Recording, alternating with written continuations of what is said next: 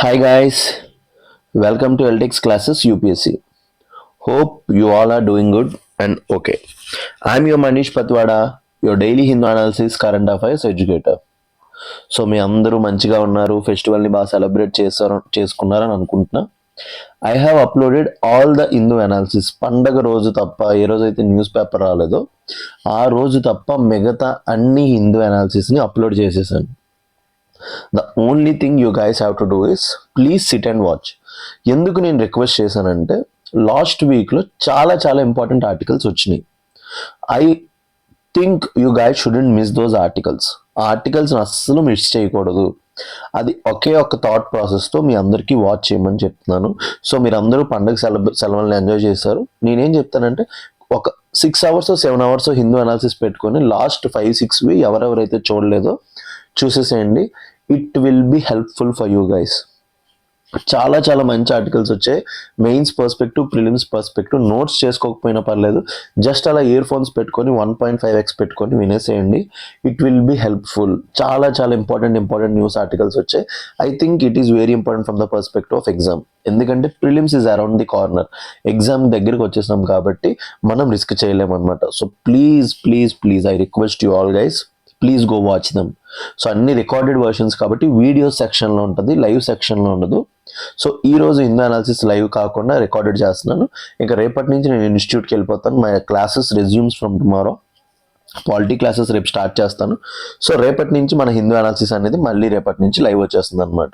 So thank you for supporting me and encouraging this Hindu initiative. So please utilise చేసుకోండి. ఎంత quality కంటెంట్ని మీకు మేము ప్రొవైడ్ చేయడానికి ట్రై చేస్తున్నాం.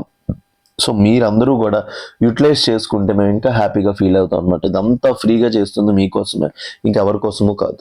So before going to our analysis, UPSC infinity మన దగ్గర ఫ్లాగ్షిప్ కోర్స్ మీ అందరికీ తెలిసిందే. మొన్నటి వరకు 70,000 ఉండింది, ఇప్పుడు 80,000కి వచ్చింది. ఆ 20% బ్లాక్ బస్టర్ ఈవెంట్ ఆఫర్ ఏదైతే ఉందో అంతా ఎండ్ అయిపోయింది అనమాట. సో ఇప్పుడు ఆఫర్స్ ఏమీ లేవు. So you will get the courses for 80,000 only. So UPSC infinity మీకు 80,000కి వస్తుంది. బట్ ఎల్టీఎక్స్ క్లాసెస్లో బెనిఫిట్ ఏంటంటే you will get EMI option also for 8,000 rupees అనమాట. యూపీఎస్సీ ఇన్ఫినిటీ మన ఎల్టీఎక్స్ క్లాసెస్లో ఇన్ఫినిటీ అంటే ఏంటంటే లైఫ్ టైం వ్యాలిడిటీ అనమాట. ప్రతి కోర్సు మీరు నిరంతరం ఎన్నిసార్లు కావాలంటే అన్నిసార్లు వినుకోవచ్చు. ఎంతమంది ఫ్యాకల్టీ చెప్తే అంతమంది ఫ్యాకల్టీ చేత కూడా మీరు వినొచ్చు అనమాట. సో లైఫ్ టైం వ్యాలిడిటీతో వస్తుంది కాబట్టి ఇట్ ఈస్ వెరీ యూస్ఫుల్ అనమాట. సో బయట ఇన్స్టిట్యూట్స్లో 1.5 lakh దాటే ఉన్నాయి తప్ప కోర్సెస్ ఏవి కూడా తక్కువ లేవు. సో ఇంత క్వాలిటీ కంటెంట్ని మీకు మేము ఇంత లో కాస్ట్ ప్రొవైడ్ చేస్తున్నాం. So I hope everyone will realise it. So చాలా అంటే చాలా లో కాస్ట్ ఇది. So those guys who are interested can get the courses అనమాట. సో ఎల్టీఎక్స్ యూపీఎస్సీ ఇన్ఫినిటీలో మన దగ్గర లైవ్ ప్లస్ రికార్డెడ్ క్లాసెస్ రెండు మీకు దొరుకుతాయి. సో ఇందులో మీకు దొరికేవి ఏంటంటే first GS prelims plus mains రెండు ఇంటిగ్రేటెడ్గా టాప్ లెవెల్ ఫ్యాకల్టీ చేత టీచ్ చేయించబడుతుంది. So those who have experience in the UPSC, so వీళ్ళ చేత టీచ్ చేయించబడుతుంది. Second NCERT foundation. So NCERTs ఏవైతే ఉన్నాయో those are like pillars of our courses అనమాట. అవి ఉంటేనే మనం నెక్స్ట్ ఏదైనా చేయగలం అనమాట. సో ఎన్సీఆర్టీస్ని మీకు ఫౌండేషన్ లెవెల్ నుంచి బిల్డ్ చేయడానికి ట్రై చేస్తాం. So every NCERT line by line మీకు ఎక్స్ప్లెయిన్ చేయించడం వల్ల మీకు చాలా హెల్ప్ అవుతుంది అనమాట. You see any topper, a topper యొక్క వీడియో చూడండి, వాళ్ళు ఏమడుగుతారు, ఫస్ట్ ఎన్సీఆర్టీస్ చదివామంటారు. ఎందుకంటే NCERTs you provide you the foundation of the pillars and based upon that you will develop. Third current affairs. So current affairs everyday morning Hindu analysis నేను provide చేస్తున్నాను. Next PT 365 కూడా నేనే provide చేయబోతున్నాను. మన LTX క్లాసెస్లో complete current affairs I'm going to take అనమాట. So those students who are interested, current affairs courses కూడా ఉన్నాయి. పీటీ 365 కరెంట్ అఫైర్స్ అయితే 3,000కే వస్తుంది అనమాట. సో నేను టీచ్ చేయబోతున్నాను కాబట్టి మీరు కళ్ళు మూసుకొని హ్యాపీగా ధైర్యంగా వచ్చేయచ్చు అనమాట. సో కంప్లీట్ కరెంట్ అఫైర్స్ మీకు ఏ లెవెల్లో కరెంట్ అఫైర్స్ సైంటిఫిక్ వేలో హిందూని ప్రొవైడ్ చేస్తున్నామో మీరు 4 monthsకి, ఇది 5th month మీరు చూస్తూనే ఉంటున్నారు. ఇది కంటిన్యూ అవుతూనే ఉంటుంది అనమాట. సో మీకు ఇంత ప్రొవైడ్ చేయడానికి I'm giving my 200% effort. So ఇదంతా కూడా మీకు బెనిఫిట్ అవ్వడానికి అనమాట. 4th CSAT. సో చాలా ఇన్స్టిట్యూట్లో అసలు CSAT చెప్పరు, but in LTX classes CSAT అనేది లో బేసిక్ లెవెల్ నుంచి అడ్వాన్స్ లెవెల్ వరకు 3 months చెప్తాం, నాట్ 1 month కోర్స్. 3 months మీకు సీసెట్ చెప్తాం అనమాట. 3 months సీసెట్ చెప్తాం from basic level to advanced level. So మీకు చాలా అంటే చాలా హెల్ప్ అవుతుంది. ఎవరైతే బిగినర్స్ ఉన్నారో, మ్యాథ్స్లో స్ట్రగుల్ అవుతున్నారో మీ అందరికీ కూడా ఇది హెల్ప్ అవుతుంది. 5 prelims test series, 5 prelims test series. So test series అనేది మన ఎల్టీఎక్స్ క్లాసెస్లో బెనిఫిట్ ఏంటంటే every week module based test అవుతాయి, లాస్ట్లో ఫుల్ లెంత్ టెస్ట్లు అవుతాయి అనమాట. ఇక్కడ ఫ్యాకల్టీ చేత మీకు ఎక్స్ప్లెనేషన్ చేయించబడుతుంది, వీడియో ఎక్స్ప్లెనేషన్ ఉంటుంది. సో అది మీకు చాలా అంటే చాలా బెనిఫిట్ అనమాట. And last 6th mains answer writing, everyday 1 question ఇచ్చి ఆ క్వశ్చన్ని మీకు రాయిస్తారనమాట. సో 365 days మీరు 365 క్వశ్చన్స్ రాస్తారు. ఇంకా లాస్ట్లో మీకు గ్రాండ్ టెస్ట్లు అవుతుంటాయి. సో కంప్లీట్ ప్యాకేజ్ చూసారా, క్లాసెస్, ఎన్సీఆర్టీస్, కరెంట్ అఫైర్స్, ఈసాట్, test series, both prelims and mains, ఇవన్నీ కూడా మీకు 80,000 రూపీస్కి అవైలబుల్ ఉన్నాయి. That too with EMI option. ఎవరెవరైతే రూరల్ ఆస్పిరెంట్స్, పూర్ ఆస్పిరెంట్స్ ఉన్నారో మీకు ఈఎంఐ ఆప్షన్ కూడా అవైలబుల్ ఉందన్నమాట. మీకు 8,000 రూపీస్కే వస్తుందన్నమాట. సో ఇలాంటి ఒక ఆపర్చునిటీ రావడం అనేది చాలా చాలా బెస్ట్ అనమాట. సో ఏ ఇన్స్టిట్యూట్లో కూడా ఎలాంటి ఆపర్చునిటీ ఉండదు.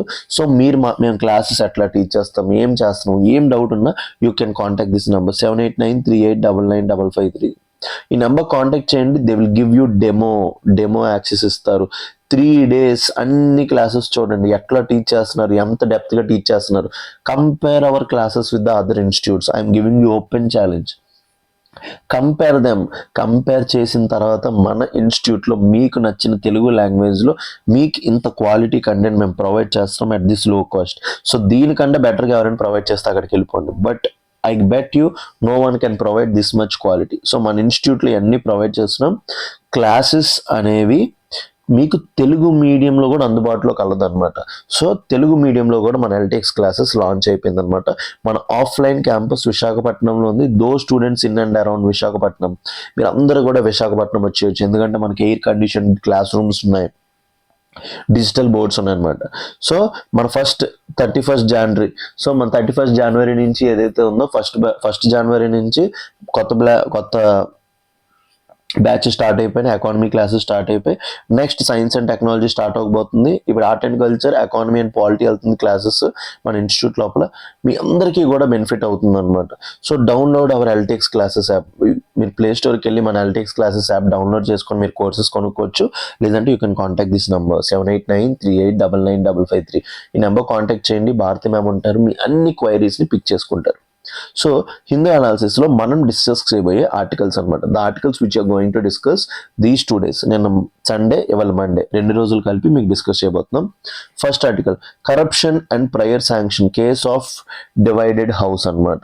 సో దీని గురించి ఇండియన్ పాలిటిక్స్ సంబంధించి ఆర్టికల్ డిస్కస్ చేయబోతున్నాం. Second, what happen to ISRO's PSLV C62 mission. So అసలు ఏం జరిగింది, కంటిన్యూస్గా C61 ఫెయిల్ అయిపోయింది, 62 ఫెయిల్ అయిపోయింది. సైన్స్ అండ్ టెక్నాలజీ పర్స్పెక్టివ్లో ఆర్టికల్ అనమాట. మెయిన్స్లో మీకు డిస్కస్ చేయబోతున్నాం. These 2 are mains articles. ఇక్కడి నుంచి అన్ని prelims articles. Can data centres in orbit solve for AI models energy demand. So ఇక్కడ ఏంటంటే space based data centres concept అనమాట. నాకు చాలా ఇంట్రెస్టింగ్ అనిపించింది. గూగుల్ యొక్క ప్రాజెక్ట్ కూడా ఉందన్నమాట, మనకి హెల్ప్ అవ్వచ్చు. Fourth, India's power distribution utilities post 2,701 crore profit in financial year. So మన డిస్ట్రిబ్యూషన్ కంపెనీస్ డిస్కామ్స్ ఉన్నాయి కదా, ఫస్ట్ టైం ఎప్పుడు మన వాళ్ళ లాసెస్లో ఉంటారని విన్నాం, but they have gone in to profits అంట. చూద్దాం. Fifth, India invited to join Gaza peace board. So Gaza piece process ఏదైతే ఉందో అందులోపల ఇండియన్ కూడా జాయిన్ చేస్తున్నారంట. So it's a very good news. Sixth, government is proud of Indian companies investing abroad. Commerce ministry, మన companies బయట invest చేయడం మన కంట్రీస్కి చాలా మంచి థింగ్ అనమాట. ఎందుకంటే ఎప్పటి వరకు మనం ఎప్పుడు కూడా GDP is greater than GNP అని చెప్తున్నాం. ఎందుకు, మన వాళ్ళు బయట కంట్రీస్కి వెళ్ళి ఎర్న్ చేసింది తక్కువ, బట్ ఎప్పుడైతే మన కంట్రీస్ వేరే కంట్రీస్ ఇన్వెస్ట్ చేస్తాయో ఇది కూడా ఇంక్రీజ్ అవుతుంది. నేషనల్ ప్రొడక్ట్ ఏదైతే ఉందో మన ఇండియన్ నేషనల్స్ ఎర్న్ చేసేది ఎక్కువ అవుతుంది అనమాట. Next article, seventh, scientist fine space flight effects immune genes అంట. సో ఎవరెవరైతే ఆస్ట్రోనాట్ స్పేస్లోకి వెళ్తుంటారో వాళ్ళ యొక్క జీన్స్ ఎఫెక్ట్ అవుతాయంట. So science and technology.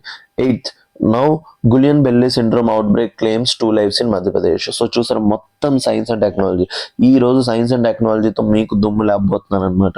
So దాని గురించి తెలుసుకుందాం. Night Kakinada will be the green hydrogen valley of India. ఇలాంటి క్వశ్చన్స్ అనేవి మీకు డైరెక్ట్గా ఏపీపీఎస్సీ ఎగ్జామ్స్లో డైరెక్ట్గా అడిగేస్తారు, ఎందుకంటే ఏపీ రిలేటెడ్ క్వశ్చన్స్ కాబట్టి.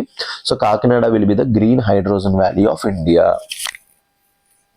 And last article, so Kakinada will be the green hydrogen valley of India. I think this article has been repeated. ఒకవేళ repeat అయితే ఎవరైనా 9 articles డిస్కస్ చేస్తాం. ఒకవేళ రిపీట్ అవ్వకపోతే we will discuss 10 articles అనమాట. So మీరు అందరూ కూడా ఒకసారి ఇండెక్స్ పేజ్ చూసుకుంటే మీకు హెల్ప్ అవుతుంది ఏ ఆర్టికల్స్ డిస్కస్ చేస్తాం ఏంటనేది.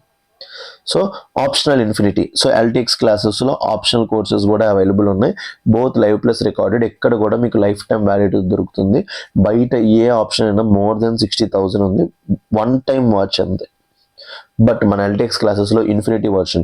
సో మన దగ్గర దొరికే optionals PSIR, PubAd, sociology, anthropology, Telugu literature. ఈ 5 ఆప్షనల్స్ కూడా మన దగ్గర దొరుకుతాయి అనమాట. Fees very very minimal, 30,000 only. 30,000కే మీకు ఆప్షనల్ దొరుకుతుంది, that too with EMI option. So EMI option 5,000 per month. అన్నీ కూడా మీకు లైఫ్ టైం వ్యాలిడిటీతో కోర్సెస్ దొరుకుతాయి అనమాట. Fee valid only till 31st January. అంటే 31st January తర్వాత మళ్ళీ ప్రైజెస్ పెరిగే ఛాన్సెస్ ఉన్నాయి, ఎందుకంటే the inflation is catching up అనమాట. సో 31st January తర్వాత మళ్ళీ ప్రైజెస్ పెరిగే ఛాన్సెస్ ఉన్నాయి కాబట్టి ఐ వాంట్ యూ గైస్, మీ అందరికీ కూడా ఇది ఒక ఛాన్స్ అనమాట. సో 7893899553 ఈ నెంబర్ కాంటాక్ట్ చేయండి.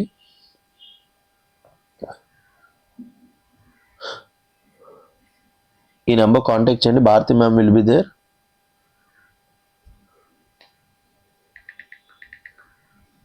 So download our LTX classes app.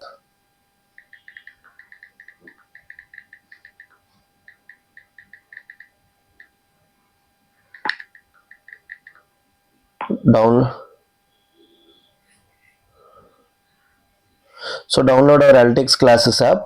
మన ఎల్టీఎక్స్ క్లాసెస్ యాప్ని డౌన్లోడ్ చేయండి. మీకు అన్ని కోర్సెస్ ఏమేమి అవైలబుల్ ఉన్నాయి అన్నీ తెలుస్తాయి అనమాట. So same APSC group 1 infinity మన 2 రాష్ట్రాల లోపల నోటిఫికేషన్స్ రాకపోతున్నాయి మీకు తెలిసిందే. So live plus recorded classes మీకు దొరుకుతాయి అనమాట. కంప్లీట్ సిలబస్ కవరేజ్, మన ఏపీఎస్సీ నోటిఫికేషన్లో వచ్చే complete syllabus coverage, NCERT foundation, APSC group 1 prelims, current affairs, mains answer writing, ఇవన్నీ కూడా మీకు 70,000కి అవైలబుల్ ఉన్నాయన్నమాట. సో ఏపీ అంటే మీకు తెలిసిందే కదా, AP history, AP Geography, AP economy, ఇవన్నీ కోర్సెస్ కూడా మీకు అవైలబుల్ ఉన్నాయి. 70,000 ఈఎంఐ ఆప్షన్ స్టార్ట్స్ విత్ 5,000 అనమాట. So both Telugu medium and English medium, ఎక్కడ కూడా తెలుగు మీడియంలో కాదు, ప్రతి కోర్స్ కూడా మీకు లైఫ్ టైం వ్యాలిడిటీ ఉంటుందన్నమాట. సో ఎల్టీఎక్స్ క్లాసెస్లో బెనిఫిట్ ఏంటంటే ప్రతి కోర్స్ మీకు లైఫ్ టైం వ్యాలిడిటీతో వస్తుంది. So contact this number 7893899553. ఈ నెంబర్ కాంటాక్ట్ చేయండి. You'll get all the details about the app అనమాట. సో సేమ్ అట్లనే మన దగ్గర టీజీపీఎస్సీ గ్రూప్ 1 ఇన్ఫినిటీ కూడా ఉంది, ఎందుకంటే నిన్నే Telangana public service commission notifications రాబోతున్నాయి, ఓటీపీఆర్స్ని మీరు చూసుకోండి అని చెప్పారు. సో అక్కడ కూడా మీకు complete syllabus coverage, NCERT foundation, prelims test series, current affairs and mains answer writing అన్నీ కూడా మీకు ప్రొవైడ్ చేస్తాం అనమాట. Fee at very very minimal cost, మీకు 70,000 rupees, only for 70,000 rupees, that too with EMI option 5,000 రూపీస్కి దొరుకుతుంది అనమాట. తెలుగు మీడియంలో కూడా అందుబాటులో కలదు, మన ఆఫ్లైన్ క్యాంపస్ వైజాగ్ లో ఉంది. Those guys who are interested can come అనమాట. So you can contact this number 7893899553. ఈ నెంబర్ కాంటాక్ట్ చేయండి. భారతి మ్యామ్ ఉంటారు, she will be at your disposable. So తను మీకు చాలా అంటే చాలా హెల్ప్ చేస్తుంది మీకు మీ కోర్సెస్ని లాంచ్ చేయడంలో. So I hope everyone will use this opportunity. So LTX classes యాప్ని డౌన్లోడ్ చేసుకోండి, ప్లే స్టోర్లో అవైలబుల్ ఉంటుంది. సో ఇంత లో కాస్ట్కి మనకి కోర్సెస్ అనేవి ఎక్కడా కూడా దొరకవు అనమాట. ఇంత లో కాస్ట్స్కి కోర్సెస్ అనేవి కూడా ఏ ఇన్స్టిట్యూట్ లోపల బయట ఎక్కడా కూడా దొరకవు. సో మీరందరూ కూడా ఈ యొక్క ఏవైతే మన కోర్సెస్ ఉన్నాయో వీటిని యూటిలైజ్ చేసుకుంటారు, టు యువర్ బెస్ట్ అనేసి మనం ఆశిస్తున్నాం అనమాట. So if you guys take this courses it will benefit you so much అనమాట. Same group 2 infinity, so group 2 infinity Telangana and APSC 2 కూడా ఉన్నాయన్నమాట. So let's dive into our Hindu analysis. మన Hindu analysis లోపలికి dive చేద్దాం. Let's start with our mains articles. Okay, let's get started with our mains articles guys. So అందరూ కూడా పండుగను enjoy చేశారనుకుంటున్నా. So మీరు అందరూ ముందు యాడ్ని స్కిప్ చేసేస్తారు కాబట్టి ఇప్పుడు మళ్ళీ చెప్తున్నా. హిందూ అనాలిసిస్ లాస్ట్ వీక్ చాలా చాలా ఇంపార్టెంట్. పండగలు అందరూ చిల్ అయ్యారు, అందరూ మంచిగా తిన్నారు. అమ్మమ్మ నానమ్మ ఇంటికి వెళ్ళి మంచిగా పొంగడాలు, నాన్ వెజ్ తిన్న వాళ్ళు నాన్ వెజ్ అందరూ తిన్నారు, ఎంజాయ్ చేశారు నాకు తెలుసు. లాస్ట్ వీక్ మంచి మంచి ఆర్టికల్స్ వచ్చాయి. సో డైరెక్ట్లీ నేను మీతోనే మాట్లాడుతున్నా, ఎవరైతే వీడియో చూస్తున్నారో నీతోనే మాట్లాడుతున్నా. Last week the most important articles వచ్చాయి. పండగ రోజు ఏ రోజైతే న్యూస్ పేపర్ రాలేదో ఆ రోజు తప్ప మిగతా అన్ని రోజులు నేను అప్లోడ్ చేసేసా ఆర్టికల్స్ని. సో ప్లీజ్ మీరు అందరూ కూడా వాచ్ చేయండి. ప్రిలిమ్స్లో వచ్చే ఛాన్సెస్ ఎక్కువ ఉన్నాయి ఆర్టికల్స్కి. సో అలాంటి ఆర్టికల్స్ అన్ని పిక్ చేసుకున్న ద మోస్ట్ ఇంపార్టెంట్. సో మీరు అందరూ కూడా ఒక రిమైండర్ మీ అందరికీ కూడా, నీకన్నా నీ ఫ్రెండ్ ఎవడైతే ముందు చూసాడో వాడు బెనిఫిట్ అవ్వకూడదు. సో నువ్వు కూడా బెనిఫిట్ అవ్వాలి కాబట్టి ఒక్కరోజు హిందూ అనాలిసిస్ డే అని పెట్టుకోండి. రేపో ఎల్లుండో లేదో నెక్స్ట్ వీకో పెట్టుకొని ఏవేవైతే అనాలిసిస్ మీరు మిస్ అయిపోయారో అన్నీ కూడా కవర్ చేసేసేయండి. My sincere request to you all guys. చూసుకోండి, నీ ఫ్రెండ్ నీకన్నా ముందుకు వెళ్ళిపోతున్నాడు ఆడు చూసుకొని. సో వాడికన్నా నువ్వు వాడు నీకన్నా ముందు బెనిఫిట్ అవ్వకుండా నువ్వు యూజ్ అయ్యేటట్టు చూసుకో. So mains articles, corruption and the prior sanction case of divided house. So ఇక్కడ ఒక ఇంట్రెస్టింగ్ ఆర్టికల్ అనమాట. సుప్రీంకోర్టు 2 జడ్జి బెంచ్ ఉంది. ఎవరు? సుప్రీంకోర్టు 2 జడ్జి బెంచ్ చేశారు. దేనికంటే మనకి యాంటీ కరప్షన్ యాక్ట్ ఉంది. ఏంటి యాంటీ కరప్షన్ యాక్ట్ 1988. ఎవరెవరైతే గవర్నమెంట్ ఆఫీసెస్ కరప్షన్ చేస్తారో వీళ్ళకి ఒకటి ఉందన్నమాట. ఇందులో సెక్షన్ 17A ఉంది. ఏముంది? Section 17A. సో ఇదే మొత్తం పాయింట్ ఆఫ్ కంటెన్షన్ అనమాట. సెక్షన్ 17A దేని గురించి మాట్లాడుతుంది అంటే ప్రయర్ శాంక్షన్ అనమాట. ఇప్పుడు ఒక గవర్నమెంట్ ఆఫీసర్ కరప్ట్ చేశాడు, ఎక్కడో డబ్బులు ఏదో తీసుకున్నాడు, లేకపోతే ఏదో బెనిఫిట్ అయ్యాడు అనుకోండి. అతని మీద ఇన్వెస్టిగేషన్ చేయాలనుకుంటే గవర్నమెంట్ యొక్క ప్రయర్ శాంక్షన్ అవసరం అనమాట. సో ఈ ప్రయర్ శాంక్షన్ ఏదైతే ఉందో దీని మీద డిబేట్ జరిగింది. సో సుప్రీంకోర్టు లోపల ఈ ప్రయర్ శాంక్షన్ ఉండాలా ఉండకూడదా అనేసి. సో ఒక జడ్జి ఏం చెప్పారు? ప్రయర్ శాంక్షన్ కి పాజిటివ్గా ఉన్నారు. ఇంకొక జడ్జి ఎవరు? ప్రయర్ శాంక్షన్కి నెగిటివ్గా ఉన్నారు. సో ఇద్దరు ఆర్గ్యుమెంట్స్ ఇద్దరికి పాజిటివ్గానే ఉంటాయి. ప్రయర్ శాంక్షన్కి పాజిటివ్గా ఎందుకున్నారంటే సిన్సియర్ గవర్నమెంట్ ఆఫీసర్స్ ఎవరైతే ఉంటారో వాళ్ళ మీద తప్పుడు కేసెస్ పెట్టే ఛాన్స్ ఉంది. సో ప్రయర్ శాంక్షన్ ఉండడం వల్ల అలాంటి తప్పుడు కేసులు పెట్టడం జరగదు అని చెప్పింది పాజిటివ్ ఆస్పెక్ట్ అనమాట. సో నెగిటివ్ ఏ జడ్జి అయితే దానికి ఆపోజిట్గా ఉన్నారు ఏం చెప్పారంటే యాంటీ కరప్షన్ యాక్ట్ అనేది గవర్నమెంట్లో ఉన్న అథారిటీస్ని పనిష్ చేయడానికి, వాళ్ళు కరప్ట్ చేస్తే వాళ్ళు పట్టుకోవడానికి. సో అలాంటప్పుడు దాని మీద ప్రయర్ శాంక్షన్ ఉంటే ప్రాబ్లం ఏంటి? గవర్నమెంట్లో ఉండే వాళ్ళు దానికి అసలు ఒప్పుకోరు, ఇన్వెస్టిగేషన్ ముందుకు తీసుకెళ్ళనివ్వరు, వాళ్ళు దాన్ని యూటిలైజ్ చేసుకుంటారు, ఇంకా కరప్షన్ ముందుకు తీసుకెళ్తారని నెగిటివ్ అనమాట. సో ప్రయర్ శాంక్షన్ ఉండకూడదు అని ఒక ఆర్గ్యుమెంట్, ఉండాలి అని ఒక ఆర్గ్యుమెంట్. ఎందుకు ఉండకూడదు అంటే it can be misused by politicians and government officers. ఎందుకు ఉండాలంటే టు ప్రొటెక్ట్ గవర్నమెంట్ ఆఫీసర్స్. ఈ రెండు ఆస్పెక్ట్ లోపల కేసు వెళ్తే ఈ కేసు లోపల కూడా సుప్రీంకోర్టు ఏమొచ్చి స్ప్లిట్ వెర్డిక్ట్ ఇచ్చింది అనమాట. ఏమిచ్చింది? స్ప్లిట్ వెర్డిక్ట్ అంటే ఇద్దరు పాజిటివ్ వైపు లేరు, ఇద్దరు నెగిటివ్ వైపు లేరు అనమాట. సో దాని గురించి అడుగుతున్నారు. Corruption and prior sanction case of A divided house. అర్థమైంది కదా? కరప్షన్ అండ్ ప్రయర్ శాంక్షన్ అంటే ఇక్కడ దేని గురించి మాట్లాడుతున్నారు? యాంటీ కరప్షన్ యాక్ట్ లో సెక్షన్ 17A గురించి. 17A గురించి ప్రయర్ శాంక్షన్ అవసరమా లేదా? So a case of divided house అంటే సుప్రీంకోర్టు లోపల డివిజన్ వచ్చిందనమాట. సో చూడండి, ఈ ఆర్టికల్స్ అన్ని నేను ఇంకా బాగా ఎందుకు పిక్ చేసుకోగలుగుతున్నానంటే recently have joined newspaper as an editor అనమాట. సో అక్కడ ఇంకా ఇలాంటి ఆర్టికల్స్ అన్ని పిక్ చేసుకోవడం వల్ల మీకు ఇంకా బెటర్గా హిందూ అనాలిసిస్ ప్రొవైడ్ చేయడానికి, మీకు ఇంకా బెటర్ పాజిటివ్ వేలో ప్రొవైడ్ చేయడానికి ట్రై చేస్తున్నాను అనమాట. So context. The article analyzes a split verdict of the Supreme Court of India on constitutional validity of section 17A of Prevention of Corruption Act. So ఇది న్యూస్లో ఉంది కాబట్టి మనకి డైరెక్ట్గా ఎగ్జామ్స్లో అడగొచ్చు. So section 17A of prevention of corruption act. So ఎప్పుడు వచ్చింది? అది 1988. సో అది ఏం చెప్తుంది? Which mandates prior government sanction before initiating inquiry or investigation against public servants. ఒక పబ్లిక్ సర్వెంట్ మీద ఏదైనా ఇన్వెస్టిగేషన్ చేయాలన్నా చేయకూడదన్నా సరే section 17A of prevention of corruption act ఏం చెప్తుంది? It requires what? Prior government sanction. The author examines the tension between protecting honest decision making. ఒకవైపు honest decision making, ఇంకొకటి ensuring effective anti corruption enforcement అనమాట. దానికి సంబంధించి అనమాట. So ఇందాక ఏదైతే కేసు చెప్పిన సింపుల్ నేను చెప్పింది అదే. So background of the case. ఇలాంటి కేసెస్ న్యూస్లో ఉన్నప్పుడు మనకి ఎగ్జామ్స్లో ప్రిలిమ్స్లో వచ్చే ఛాన్సెస్ ఎక్కువ ఉంటాయి అనమాట. A two-judge bench of the Supreme Court, ఎవరు two-judge bench of Supreme Court delivered a split verdict. అంటే 2 జడ్జెస్ ఉన్నారు, 1-1, ఒకరు ఒకవైపు ఇచ్చారు, ఇంకొక వైపు ఇచ్చారు. అంటే ఏ డెసిషన్కి ఫైనల్ డెసిషన్కి రాలేపారు. Delivered a split verdict in the centre for public interest litigation versus union of India. Case పేరు ఏంటి? Centre for public interest litigation versus union of India. So recently seen in news, centre for public interest litigation versus union of India, CPIL versus union of India case దేని గురించి అని అడుగుతాడు. ఎందుకంటే ఇది న్యూస్లో ఉంది కాబట్టి మనకి చాలా అంటే చాలా ఇంపార్టెంట్ అవుతుంది అనమాట. The challenge was to Section 17A of Prevention of Corruption Act. The challenge was to Section 17A of Prevention of Corruption Act, introduced through amendments requiring prior sanction for investigating into corruption against public servants. ఒక public servant ఉన్నాడు, for example నేనే ఒక IAS officer అనుకోండి. నా మీద prevention of corruption act 1988 use చేసి మీరు నా మీద ఇన్వెస్టిగేషన్ చేయాలనుకుంటే, సో ఫస్ట్ మీరు ఎవరి దగ్గరికి వెళ్ళాలి? సెంట్రల్ గవర్నమెంట్ దగ్గరికి వెళ్ళాలి. వెళ్ళి పర్మిషన్ తీసుకున్న తర్వాత నా మీద మీరు ఏం చేయాలి? ఇన్వెస్టిగేషన్ స్టార్ట్ చేయాలన్నమాట. సో దాని గురించి మాట్లాడేది ఏంటి? Section 17A of prevention of corruption act. Basically మీకు థీమ్ అర్థమైంది అనుకుంటా. ఎక్కడి నుంచి మీకు అర్థం అవుతుంది అనమాట. The concern was that such a requirement could stall or prevent corruption inquiries. So ఏం చెప్పాను? ఇప్పుడు నా దగ్గరికి మీరు రావాలంటే గవర్నమెంట్ పర్మిషన్ తీసుకోవాలి. ఒకవేళ గవర్నమెంట్ కూడా నాతో టైఅప్ అయిపోయి ఉంటే, గవర్నమెంట్ కూడా కరప్షన్లో పార్ట్ అయి ఉంటే, సో అప్పుడు వాళ్ళు ప్రైవేట్ శాంక్షన్ ఇస్తారా? సో అదే చెప్తున్నాడు, stall or prevent corruption enquiries, especially where government itself may have vested interest. So గవర్నమెంట్కి ఎప్పుడైతే వెస్టెడ్ ఇంట్రెస్ట్ ఉంటుందో గవర్నమెంట్ మే యూజ్ దిస్ అనమాట. ఏంటమ్మా మాకు టీవీలో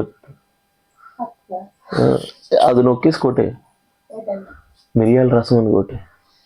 చూడండి గైస్, మా మమ్మీకి మిరియాల రసం ఎలా కొట్టాలో టీవీలో చెప్తున్నాను. మీరు కూడా మీ మదర్స్కి హెల్ప్ చేయండి.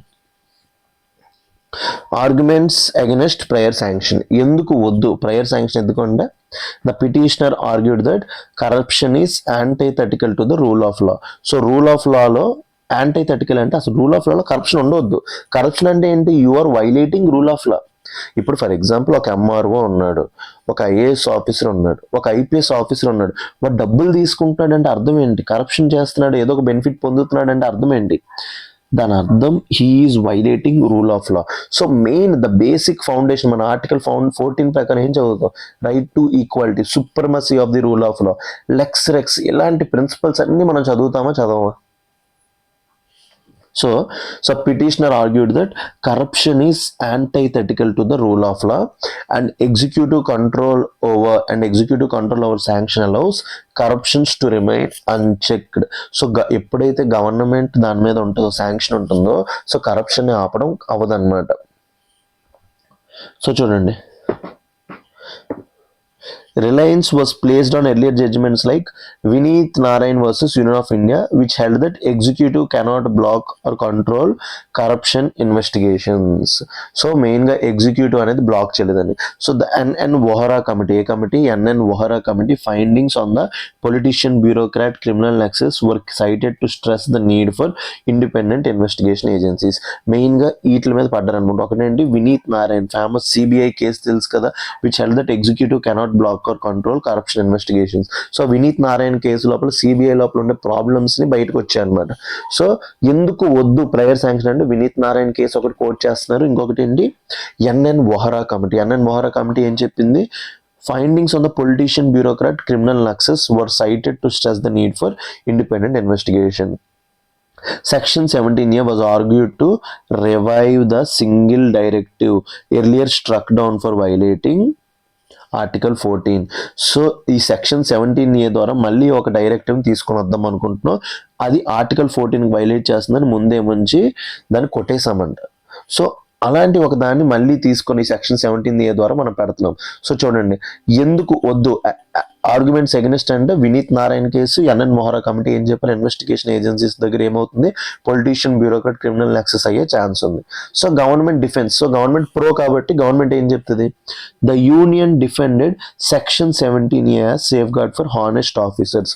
సో ఇప్పుడు మనీషే ఉన్నాడు, నేను ఒక హానెస్ట్ ఐఏఎస్ ఆఫీసర్ అనుకోండి, నా మీద రాంగ్ కేసెస్ పెడదాం అనుకుంటున్నారు, అలాంటప్పుడు నన్ను ప్రొటెక్ట్ చేయడానికి ప్రయర్ శాంక్షన్ హెల్ప్ అవుతుందా లేదా? సో అదే చెప్తున్నాడు చూడండి, the union government defended section 17 as a safeguard for honest officers protecting them from frivolous or malafide investigations. So ఎవరైతే ఫాల్స్ కేసెస్ పెడతారో వాళ్ళకి ఎగెనిస్ట్ ఇది పెడతారనమాట. It argued that earlier judgments dealt with administrative instructions where section 17A is at statutory provision. So Vineet Narayan case కానీ లేకపోతే మనం ఏదైతే ఈ ఎన్ఎన్ వోహరా కమిటీ అన్నీ ఏవైతే ఉన్నాయో సుప్రీంకోర్టు ఏదైతే డీల్ చేసిందో అవన్నీ కూడా అడ్మినిస్ట్రేటివ్ ఇన్స్ట్రక్షన్స్. బట్ ఇదేంటి ఒక స్టాచ్యుటరీ ప్రొవిజన్ అంటే parliamentary. In India we have parliamentary supremacy. పార్లమెంటే లా చేస్తున్నప్పుడు ప్రాబ్లం ఏంటి? The government claimed that provision seeks to balance accountability with administrative efficiency. So దీనివల్ల గవర్నమెంట్ ఏం చెప్తుందంటే ఒక హానెస్ట్ ఆఫీసర్ అడ్మినిస్ట్రేటివ్ ఎఫిషియన్సీ ఉండాలంటే, ఇంకొక వైపు ఒక కరప్ట్ ఆఫీసర్ని అకౌంటబుల్ ఉంచాలంటే మా ప్రయర్ శాంక్షన్ ఇంపార్టెంట్. సో అనేసి చెప్తుంది అనమాట. సో గవర్నమెంట్ యొక్క ఆర్గ్యుమెంట్స్ టైట్గానే ఉన్నాయి. అటువైపు ఎవరైతే ఆ కేసు వేసారో ఆ కేసు వేసిన గ్రూప్ పేరేంటి, centre for public interest litigation versus union of India, వాళ్ళ వైపు ఆర్గ్యుమెంట్స్ కూడా టైట్ గానే ఉన్నాయన్నమాట. సో ఇప్పుడు జడ్జెస్ కి ఇచ్చేసారనమాట. So where the judges differed. So first judge ఎవరు, జస్టిస్ బివి నాగరత్న. ఇప్పుడు ఈవిడే first women chief justice of India అవబోతున్నారు 2028 or 29. Held section 17A to be unconstitutional. ఆవిడ ఏం చెప్పారు, ఇట్ ఈజ్ అన్కాన్స్టిట్యూషనల్ అని చెప్పారనమాట. ఆవిడ దృష్టిలో అసలు ప్రయర్ శాంక్షన్ ఉండకూడదు. Creates an impermissible barrier to enquiry. ఆవిడ దృష్టిలో కరప్షన్ని ఆపాలంటే, ఈ యొక్క కరప్ట్ బ్యూరోక్రాట్స్ని బ్యూరోక్రాటిక్ పొలిటికల్ నెక్సెస్ ఆపాలంటే ఇలాంటి ఒక బ్యారియర్స్ ఉండకూడదు. అందుకే దీని ఏమన్నారు, ఇంపర్మిసిబుల్ బ్యారియర్ అన్నారు అనమాట. సో ఇంక ఈ సెక్షన్ 17A అన్కాన్స్టిట్యూషనల్ అన్నారు. Protects a class of public servants and substantively shields corruption. So ఎవరెవరైతే కరప్షన్ చేస్తూ హ్యాపీగా పాలిటిక్స్తో లింక్ అయి ఉన్నారో వీళ్ళందరూ కూడా బతికిపోతూ ఉంటారు. సో ఇలాంటి వాళ్ళని ఆపాలంటే ఇది ఉండకూడదు అనేసి చెప్తున్నారు అనమాట. Second, places investigation consent in the hands of very authority whose decisions are under scrutiny leading to conflict of interest. So మెయిన్గా ఏం చెప్తున్నారు, కాన్ఫ్లిక్ట్ ఆఫ్ ఇంట్రెస్ట్ ఉంటుంది. ఎందుకు, places investigation consent in the hands of very authority whose decisions are under scrutiny. ఒక IAS officer corruption చేసినట్టు మీద minister MLA ఏదో చెప్తేనే కదా చేస్తాడు. సో ఇక్కడ ఏమైపోయింది, కాన్ఫ్లిక్ట్ ఆఫ్ ఇంట్రెస్ట్. ఎందుకంటే బ్యూరోక్రాట్స్ అనేవాళ్ళు మినిస్టర్స్ కంట్రోల్లో ఉంటారు. సో జస్టిస్ బివి నాగరత్న ఏం చెప్పారు, ఈ సెక్షన్ 70 అన్కాన్స్టిట్యూషనల్ అన్నారు. So next, justice KV Vishwanath. So ఇతను ఏం చెప్పారు, ఉండాలని చెప్పారు. While agreeing that unchecked executive control is problematic upheld section 17A. So ఇష్టం వచ్చినట్టు చేస్తే సిన్సియర్ ఆఫీసర్స్ దెబ్బ అయిపోతారని ఇతను అనమాట. He found no fault with prior sanction. అతను అసలు ప్రయర్ శాంక్షన్తో ప్రాబ్లం లేదని చెప్పారు. ఎందుకు, he interpreted that provision to mean that approval should come from an independent authority, not necessarily the political executive. So అతని దృష్టిలో ఏంటంటే ప్రయర్ శాంక్షన్ అనేది ఒక ఇండిపెండెంట్ అథారిటీ నుంచి వస్తుంది, పొలిటికల్ ఎగ్జిక్యూటివ్ కాదు. He emphasised that striking down the provision could lead to policy paralysis discouraging honest decision making.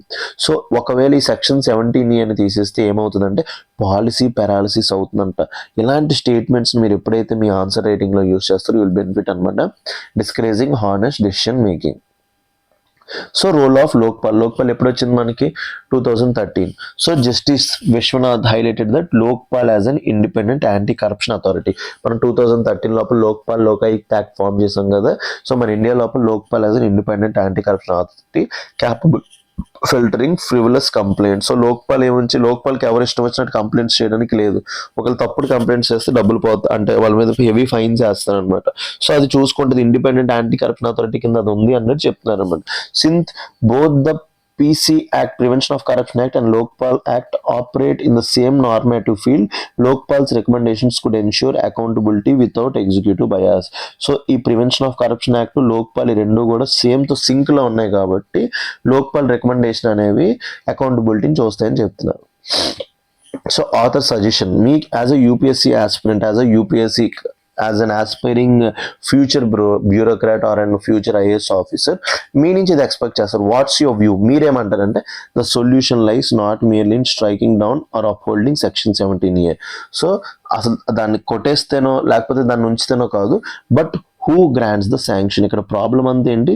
Who is grantor in the sanction. ఒకవేళ political executive చేస్తే బివి నాగరత్న రైట్ కొట్టేయాలి. ఆ prior sanction political executive చేస్తే conflict of interest వస్తుంది. ఒక independent authority చేసింది అనుకోండి, అప్పుడు విశ్వనాథ్ గారు రైట్. ఎందుకంటే అప్పుడు ఈ ప్రయర్ శాంక్షన్ ఉండడం వల్ల పాలసీ పారాలిసిస్ ఉండదు, ఇండిపెండెంట్ ఆఫీసర్స్ని కాపాడొచ్చు. So prior approval if retained must be vested in and independent body rather than political executive. మీ యొక్క ఆన్సర్ లోపల, మీ యొక్క వే ఫార్వర్డ్, మీ యొక్క సొల్యూషన్ లోపల ఈ యొక్క పదాలు, ఈ యొక్క వర్డ్స్ని మీరు మెన్షన్ చేయకపోతే మీకు మార్క్స్ రావడం కష్టమైపోతుంది అనమాట. Prior approval, if retained, must be vested in an independent body rather than a political executive. మీది పదం వాడండి. This would preserve honest administrative decision making. So honest officers, administrative efficiency పెంచే ఆఫీసర్స్ని కాపాడుతుంది అనమాట.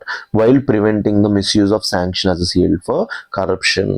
సో ఎప్పుడైతే మీ కన్క్లూజన్ లోపల కనుక ఇలాంటి వర్డ్స్ పడ్డాయో, so you are the next IAS officer. Literally చెప్తున్నాను, మీరు ఎప్పుడు కూడా ఏది రైట్ అనొద్దు, రాంగ్ అనొద్దు. ఎందుకంటే రైట్ అవడానికి ఎన్ని ఛాన్సెస్ ఉంటాయో రాంగ్ అవడానికి కూడా అన్ని ఛాన్సెస్ ఉంటాయి. But you have to find a rational way to solve the problems అనమాట. అలాంటి రేషనల్ వే ఏంటి?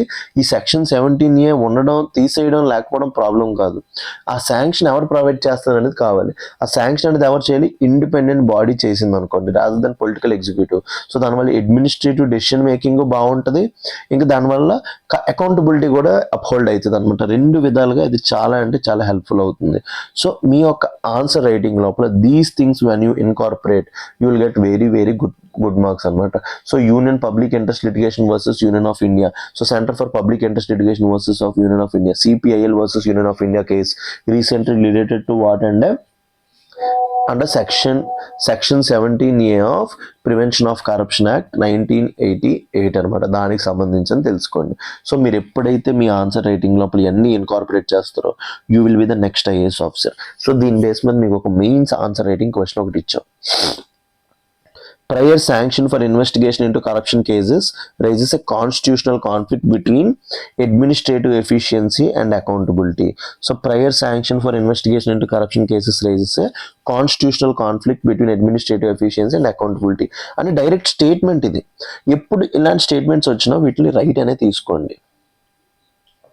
రైట్ అనే తీసుకొని discuss in the context of section 17A of prevention of corruption act and recent supreme court jurisprudence. అంటే రీసెంట్గా supreme court ఇచ్చిన split verdict గురించి mention చేయాలి. ఇలాంటి ఒక క్వశ్చన్ వస్తే మీరు ఇంకేం చేస్తారు చెప్పండి? సో ఇలాంటి ఒక క్వశ్చన్ వస్తే మీరు ఏం చేస్తారు ఎగ్జామ్ లోపల? లిటరలీ చెప్తున్నాను, like I can't use those sayings, but ఆ టైం ఇంక మైండ్ బ్లాక్ అయిపోద్ది, ఇంకేం చేయలేవు. సో మీరు ఎప్పుడైతే ఇవన్నీ కంటిన్యూస్గా చదువుకుంటూ ఉంటారో, ఇలాంటి క్వశ్చన్స్ వచ్చినప్పుడు నెక్స్ట్ ఇయర్ ఒకవేళ మీరు మెయిన్స్కి సెలెక్ట్ అయ్యారు అనుకోండి, మనీష్ సార్ నాకు చెప్పారు, ఇది ముందే చెప్పారు, మనీష్ సార్ నాకు ముందే చెప్పారు, అట్లీస్ట్ విన్నాను అనే ఒక మైండ్ సెట్ మీరు ఉంటే మీరు అప్పుడే సక్సెస్ అయిపోయినట్టు.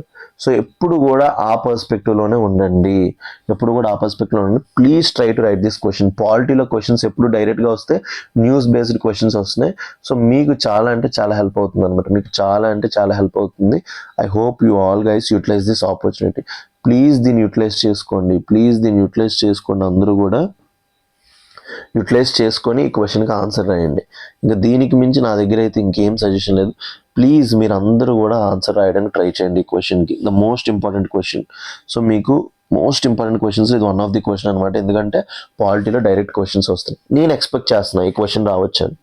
సో అందుకోసమే ఈ ఆర్టికల్ పెట్టించాను. Next, what happen to ISRO's PSLV C62 mission? So ఇది మళ్ళీ అడగొచ్చు, ఎందుకంటే కంటిన్యూస్గా PSLV ఇస్రో న్యూస్లో ఉంది. సో ఇస్రో ఎప్పుడు ఫామ్ అయింది? 1968. తర్వాత 1971లో డిపార్ట్మెంట్ ఆఫ్ స్పేస్ వచ్చింది.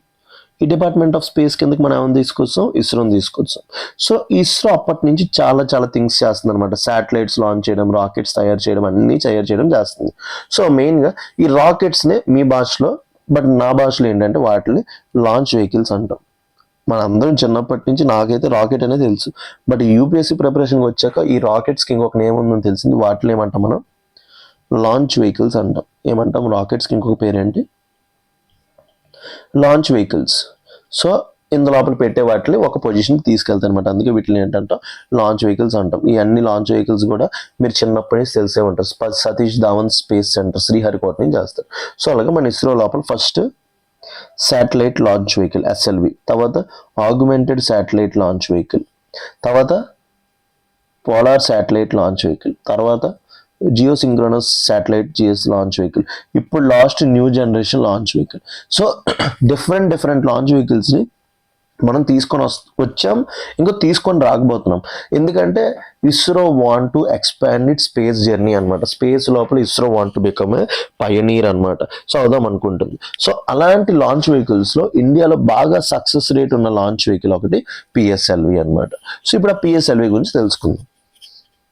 సో సైన్స్ అండ్ టెక్నాలజీ ఇంత డెప్త్గా నా అంత డెప్త్గా ఎవరు చెప్పిన వాళ్ళు మీకు బయట దొరకరు. So please utilise those classes అనమాట that they am providing.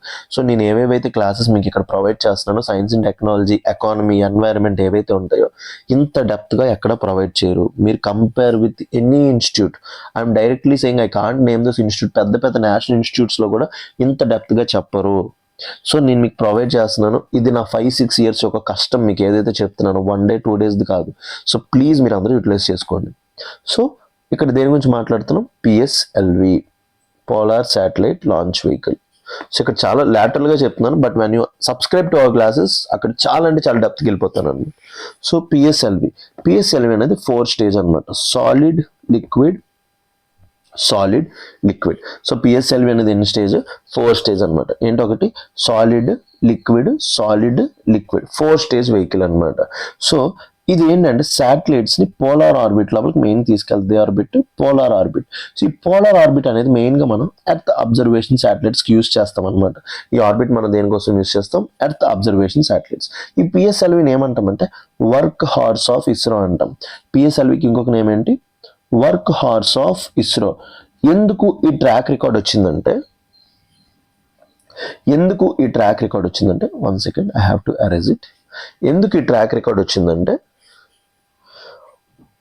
Up to PSLV C60, ఈ 60 అనేది ఏంటంటే number of launches. PSLV use చేసి ఎన్ని లాంచెస్ చేస్తే దాని పక్కన నెంబర్ ఉంటుంది. Up to PSLV C60 58 success, 2 failures. Up to PSLV C60 లోపల ఎన్ని సక్సెస్? 58 success, 2 failures. అందుకే దీన్ని ఏమంటాం? వర్క్ హార్స్ ఆఫ్ ఇస్రో అని పిలుస్తారు. ఊరికే దానికి నేమ్ రాలేదు. 58 సక్సెస్, 2 failures అంటే ద మోస్ట్ రిలయబుల్ రాకెట్. ఇప్పుడు ద మోస్ట్ రిలయబుల్ అనేసి ఏమంటారు? రాహుల్ ద్రావిడ్ని, ఇలాంటి వాళ్ళకి ఎందుకు ఇస్తామంటే వాళ్ళు వచ్చారంటే పక్కగా మ్యాచ్ గెలిపించేస్తారు. సో అలాంటిది PSLV C60 అనేది ఏంటి? వర్క్ హౌస్ ఆఫ్ ఇస్రో అయిందన్నమాట. బట్ రీసెంట్గా ఏమైందంటే C61 and 62 రెండు కూడా టెక్నికల్ ఫెయిల్యూర్స్ వచ్చాయి అనమాట. సో దానివల్ల ఇష్యూ అంతా మళ్ళీ సర్ఫేస్ అయింది. సో ఏంటి మన ద మోస్ట్ రిలయబుల్ రాకెట్? ఎందుకంటే ISRO is entering into the private sector అనమాట. ఏంటి? ISRO is entering into the private segment. మెయిన్గా ఫారిన్ కంట్రీస్ వాళ్ళ యొక్క శాటిలైట్స్ లాంచ్ చేయడానికి, వాళ్ళ యొక్క ఎక్విప్మెంట్స్, వాళ్ళ యొక్క మిషనరీని లాంచ్ చేయడానికి మన మీద డిపెండ్ అవుతున్నప్పుడు ఇలాంటి ఫెయిల్యూర్స్ అనేవి మన మీద డిపెండెన్సీ తగ్గించేస్తాయి. సో ఎన్ని స్టేజ్ అన్నాం? Solid, liquid. సో C61, 62 ఫెయిల్యూర్కి కారణం థర్డ్ స్టేజ్. ఏ స్టేజ్? PSLV third stage. ఈ PSLV థర్డ్ స్టేజ్ ఏదైతే ఫెయిల్యూర్. ఎందుకంటే ఈ PSLV స్టేజ్ లోపల ఏదైతే ఉంటుందో స్పిన్ స్టెబిలైజేషన్. ఏంటి? Spin stabilisation. ఇది ఇష్టం వచ్చినట్టు తిరిగిపోకుండా ఉండడానికి ఫోర్త్ స్టేజ్ లోపల మనకి స్టెబిలైజేషన్స్ ఉంటాయి అన్నమాట. థర్డ్ స్టేజ్లో స్టెబిలైజర్ ఉండదు. ఆ స్టెబిలైజర్ అనేది ఎక్కడ ఉంటుంది? 4th స్టేజ్లో ఉంటుంది. ఈ PSLV 61, 62లో ఏం జరిగిందంటే ఈ స్పిన్ ఏదైతే ఉందో అనుకున్న దానికంటే ఎక్కువ జరిగిపోయింది, స్టెబిలైజ్ అవ్వలేదు. ఎందుకంటే దీంట్లోపల ఇండిపెండెంట్ స్టెబిలైజర్ లేకపోవడం వల్ల అది PSLV 4th స్టేజ్ మీద డిపెండ్ అవడం వల్ల ఆ స్టెబిలైజేషన్ యూనిట్ ఏదైతే ఉందో కరెక్ట్గా వర్క్ అవ్వడం వల్ల కంటిన్యూస్గా ఎక్కువ స్పిన్ అయిపోయింది. స్పిన్ అయిపోవడం వల్ల శాటిలైట్స్ అనేవి ఫెయిల్యూర్ అయిపోయాయి అనమాట. సో శాటిలైట్స్ అనేవి ఫెయిల్యూర్ అయిపోయాయి అనమాట. సో దాని గురించి ఇప్పుడు మనం తెలుసుకోకపోతున్నాం. సో ఇంత డెప్త్గా సైన్స్ అండ్ టెక్నాలజీ ఎవరైనా ప్రొవైడ్ చేస్తారా? Only question. So as a brother I'm providing you, మీరు అందరూ కూడా యూటిలైజ్ చేసుకొని మీరు అందరూ కూడా ర్యాంక్స్ కొట్టాలి. What happen to ISRO's PSLV C62 mission? రండి. The article examines failure of ISRO's PSLV C62 mission shortly after the launch. The nature of technical anomaly during ఏ స్టేజ్లో వచ్చిందన్నాను? 3 stages. సో పిఎస్ఎల్వికి ఎన్ని స్టేజెస్ ఉంటాయి? Exam లోపల అడగొచ్చు. 4 stages. First stage solid, second stage liquid, third stage solid, and fourth stage liquid. And the institutional response of ISRO through a failure analysis committee. So దీని గురించి ఒక committee పెట్టింది, దాని పేరేంటి? Failure analysis committee. It also raises concerns about the transparency in releasing investigation reports to the public. ఈ PSLV C61 ఉంది కదా, అది ఫెయిల్ అయింది కదా, అది ఫెయిల్ అయ్యాక C62 లాంచ్ చేస్తాం. C61 రిపోర్ట్ ఏదైతే ఉందో డైరెక్ట్గా ప్రైమ్ మినిస్టర్కి ఇచ్చారు, పబ్లిక్ పెట్టలేదు. సో పబ్లిక్ పెట్టకపోవడం వల్ల దాని మీద కరెక్ట్ క్రిటిసిజం జరగలేదు.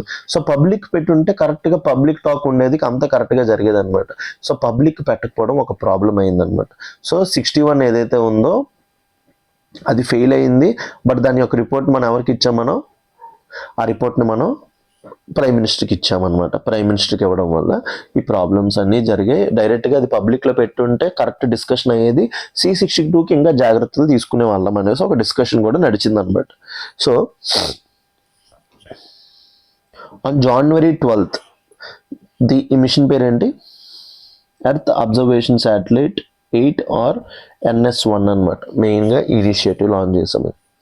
The Indian Space Research Organization launched PSLV C62 from Sriharikota నుంచి ఇస్రో లాంచ్ చేసింది. The mission carried EOS Earth Observation Satellite and a surveillance satellite for the Defense Research and Development DRDO గురించి అంట చూడండి, along with co-passenger satellites. మెయిన్గా private satellites ఒక 15 వెళ్ళాయి అనమాట. Within minutes, launch in minutes లోపల ISRO announced anomaly at the end of third stage. మెయిన్గా third stage లోపల anomaly and initiated a detailed analysis. మళ్ళీ థర్డ్ స్టేజ్ కొట్టేసింది. Nature of anomaly.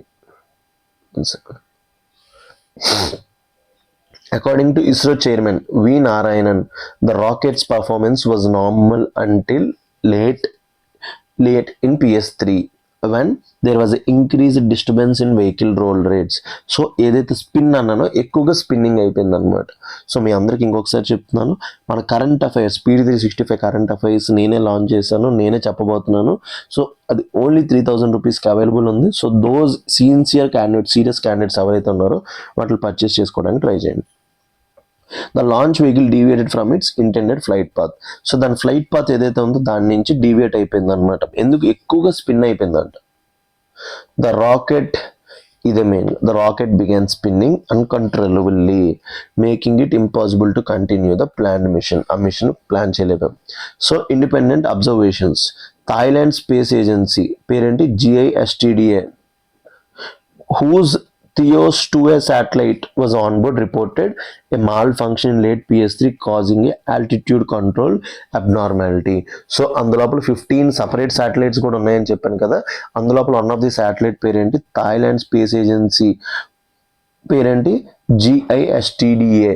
Thailand space agency పేరేంటి? GISTDA, whose Theos 2A satellite was on board, reported a malfunction in the late third stage causing A altitude control abnormality. మెయిన్గా third stage లోపల abnormality జరిగిందని చెప్పారనమాట. Failure to deploy satellites due to deviation from the trajectory. So trajectory ఏదైతే ఈ path ఎక్కడికి వెళ్ళాలనుకోండి satellite rocket ఎక్కడికి వెళ్ళిపోయింది అనమాట. సో దానివల్ల ఏం జరిగింది? ఫెయిల్యూర్ టు డిప్లాయ్ శాటిలైట్స్ అనమాట. It was expected that rocket and satellites would fall back and burn up over the southern Indian oceans లో పడిపోతాయనేసి ఎక్స్పెక్ట్ చేశారు అనమాట. Link with PSLV C61. మెయిన్గా ఇది ఎక్కడ స్టార్ట్ అయిందంటే పిఎస్ఎల్వి C61 కదా. The anomaly resembled the earlier PSLV C61 failure. మెయిన్గా అది అప్పుడు జరిగింది. In C61 ISRO reported a drop in chamber pressure in the PS3 motor case. So same PS3 third స్టేజ్లోనే పిఎస్ఎల్వి C61 లోపల కూడా ఫాల్ట్ జరిగిందనమాట. సో అప్పుడే ISRO reported drop in the pressure అనమాట. So publicly available information suggests that what both C61 and C62 suffered decisive anomalies during PSLV third stage. So మన both C61 and C62 ఏవైతే ఉన్నాయో ఈ యొక్క అనామలీస్ మెయిన్గా third స్టేజ్లో జరిగాయి despite nominal early ascent. So third స్టేజ్లోనే problem. Neither mission successfully deployed payloads into intended orbits. So failure analysis committee వేశారనమాట వాటి యొక్క ఆర్బిట్స్లో పెట్టకపోవడం వల్ల. After C61 failure, ISRO conducted a failure analysis committee, which is not a standing body but formed after major incidents. So ఈ failure analysis committee ఏదైతే ఉందో ఒక standing committee కాదు, అంటే ఎప్పుడు ఉండే కమిటీ కాదు, ఫెయిల్యూర్ జరిగినప్పుడే వేస్తారనమాట. Reconstructs the failure sequence using telemetry and subsystem data. మీరు అందరూ మొన్న F1 మూవీ చూసారా? F1 మూవీ బ్రాడ్ పిట్ వచ్చింది. ఆ మూవీ చూస్తే అందులో ఒక బ్రాడ్ పిట్తో పాటు ఒక అబ్బాయి ఉంటాడు, కారులో కూర్చుని ఉంటాడు, యాక్సిడెంట్ జరిగిపోతుంది, తను బతుకుతాడు. తర్వాత కంటిన్యూస్గా వాళ్ళ సిస్టంలో కూర్చొని ఆ యాక్సిడెంట్ ఎందుకు జరిగింది అనేసి మాట వస్తే ఫెయిల్యూర్ సీక్వెన్సింగ్ యూజ్ చేస్తారనమాట. సో ఎందుకు జరిగింది అనేసి ఒక 3D ఇమేజ్ వేసుకొని చూసుకుంటారు అనమాట. So reconstructed the failure sequence using telemetry and subsystem data. So అక్కడ ఉన్న డేటా ఆ కండిషన్స్ ప్రకారం మళ్ళీ చేశారనమాట. So recommended corrective actions before return to flight clearance. PSLV C62 చేసే ముందు కరెక్టివ్ యాక్షన్స్ అడిగారు. సో ద PSLV C61 ఏదైతే failure analysis committee report was submitted to prime minister's office in mid-2025. Prime minister ఆఫీస్కి ఇచ్చారు. డైరెక్ట్గా పబ్లిక్లో పెట్టుంటే public criticism కరెక్ట్గా జరిగేది అనమాట. బట్ ఆ రిపోర్ట్ని ఎవరికి ఇచ్చారు? ప్రైమ్ మినిస్టర్ ఆఫీస్కి రిపోర్ట్ ఇచ్చడం వల్ల ఆ రిపోర్ట్ బయటికి పెట్టలేదు. సో ఇక్కడ అదే చెప్తున్నాడు చూడండి. The failure analysis committee report of PSLV C61 has not been released publicly. So publicly ఆ రిపోర్ట్ పెట్టకపోవడం వల్ల దాని మీద కరెక్ట్ డిబేట్ అండ్ డిస్కషన్ జరగలేదు. ఎక్కడెక్కడైతే ప్రాబ్లమ్స్ జరిగాయో కరెక్టివ్ యాక్షన్స్ ఏవైతే ఉంటాయో మిగతా సైంటిఫిక్ కమ్యూనిటీ సజెస్ట్ చేసేవారు, చేయకపోవడం జరిగిందనమాట. So independent experts criticised this obesity. ఎలాంటి ఒక ట్రాన్స్పరెంట్ ప్రాసెస్ లేకుండా మొత్తం ఒపేక్గా ఉంచడం problem, especially in since PSLV C62 also failed. C62 pass అయిపోయి ఉంటే, సక్సెస్ అయిపోయి ఉంటే ఏ ప్రాబ్లం లేకపోయినా అది ఫెయిల్ అయిపోవడం వల్ల ఇప్పుడు డిబేట్ అండ్ డిస్కషన్ స్టార్ట్ అయిందనమాట. ISRO has only stated that a detailed analysis has been initiated for C62. So దీని గురించి కూడా స్టార్ట్ చేశారు without conferring whether separate failure analysis committee has been constituted. So దీని గురించి ఒక కమిటీ పెట్టారా లేదనేది ఏమీ చేయలేదు, డీటెయిల్ అనాలిసిస్ లేదు. Past practice versus present approach. So పాస్ట్లో ఏం చేసేవారు? Earlier ISRO had released summarized fact failure analysis findings even when the full reports were withheld. So at least summary అయినా పెట్టేవారు. ఇప్పుడు ఏంటి ఇచ్చేవారు కాదు. ఎగ్జాంపుల్ GSLV F02 అప్పుడు ఫెయిల్ అయింది అండ్ GSLV F10 అది ఫెయిల్ అయింది. In contrast after PSLV C61 and C62 no such summaries have been made public, making a departure from precedent. So పాత పద్ధతులను ఫాలో అయితే మంచిది కొత్త పద్ధతుల కన్నా. సో అప్పుడే కరెక్ట్గా అట్లీస్ట్ మీరు కంప్లీట్ డీటెయిల్ రిపోర్ట్ ఇవ్వకపోయినా పర్లేదు, బట్ అట్లీస్ట్ సమ్మరీ ఇస్తే పబ్లిక్కి ఎవరెవరైతే సైంటిస్ట్ ఉంటారో వాళ్ళు కరెక్ట్గా చూస్తారనమాట నెక్స్ట్ జరగకుండా. Impact on payloads and commercial confidence చెప్పే కదా. దీంతో పాటు 15 పేలోడ్స్ ఉన్నాయి. The primary payloads of ESRO and co passenger satellites from Thailand THEOS 2 పంపించింది. UK, Nepal, France, Spain, Brazil and India were last. చూడండి ఎన్ని కంట్రీస్ పంపించా, పేలోడ్స్ అన్ని పోయి చూడండి. Thailand, UK, Nepal, France, Spain, Brazil అవి తయారు చేయడానికి వాళ్ళకి ఎంత కాస్ట్ పట్టి ఉంటుంది. అన్ని పేలోడ్స్ కూడా పోయాయి అనమాట. Some payloads were insured while others were not. ఎందుకు ఇన్సూరెన్స్ చేయించుకోలేదు మిగతా వాళ్ళు? PSLV ఎలాగైనా సక్సెస్ అయిపోతుంది అని ఒక నమ్మకం అనమాట. దబ్బేస్తాం మనం. సరే చెప్తున్నాను. ఇప్పుడు దబ్బేసడం వల్ల నెక్స్ట్ నుంచి ఇన్సూరెన్స్ కాస్ట్లు పెరిగిపోతాయి అనమాట. The mission was facilitated by New Space India Limited. ఇది ఎప్పుడు ఫామ్ అయ్యాం? 2019 లోపల ఫామ్ అయ్యామన్నమాట. And repeated failures raise concerns about India's reliability as a commercial launch provider. So ఇలాగ కంటిన్యూస్ రిపీటెడ్ ఫెయిల్యూర్స్ జరిగాయి అనుకోండి, India's reliability as a commercial launch provider కింద మన యొక్క రెప్యుటేషన్ ఏదైతే ఉందో అది పడిపోద్ది అనమాట. ఆథర్ సజెషన్ అండి, ISRO should submit should restore its earlier practice of publicly sharing failure analysis company summaries, at least summaries, especially after failures. అంత బాగున్నప్పుడు మన డీటెయిల్స్ ఎవరికి చెప్పడం అవసరం లేదు. బట్ ఎప్పుడైతే మనం ప్రాబ్లమ్స్ ఉన్నామో, టెస్ట్ సిరీస్లో మార్క్స్ రావట్లేదు, ఎప్పుడైతే ప్రిపరేషన్ కరెక్ట్ లేదో మనం మన ఫ్రెండ్స్తో షేర్ చేసుకోవాలి ఎక్కడ ప్రాబ్లం జరుగుతుంది ఏంటి అన్నది. సో మీకు కూడా అదే చెప్తున్నాను, మీరు అందరూ కూడా ఒక ఊహల్లో ఉంటారనమాట. నాకు అన్నీ వచ్చు, నాకు ఎలాగైనా ఈ సంవత్సరం ర్యాంక్ వచ్చేస్తుంది ఇదేది అనుకుంటారు. బట్ మనకు మించిన వాళ్ళు బయట మంది ఉన్నారు. సో మనల్ని మనం రివ్యూ చేసుకోవడం, మనల్ని మనం అనలైజ్ చేసుకోవడం చాలా చాలా ఇంపార్టెంట్ అనమాట. నేను చాలా మందిలో చూశాను, అందరూ ఏమనుకుంటారు అంటే ఏముంది యూపీఎస్సీ వచ్చేస్తుంది నేను చదివేస్తున్నాను కదా అనుకుంటారు. నువ్వు చదువుతున్నట్టు మిగతా 9,000 మంది హిందీ అనాలిసిస్ చూసిన వాళ్ళు చదువుతున్నారు. ఓన్లీ నా హిందీ అనాలిసిస్ 1000 మంది చూస్తే ఇండియా లోపల ఎంతమంది ప్రిపేర్ అవుతున్నారు, ఎంతమంది చదువుతున్నారు. సో వాళ్ళందరితో మనం పోటీ లోపలికి వెళ్ళాలంటే మనం మనల్ని ఎంతగా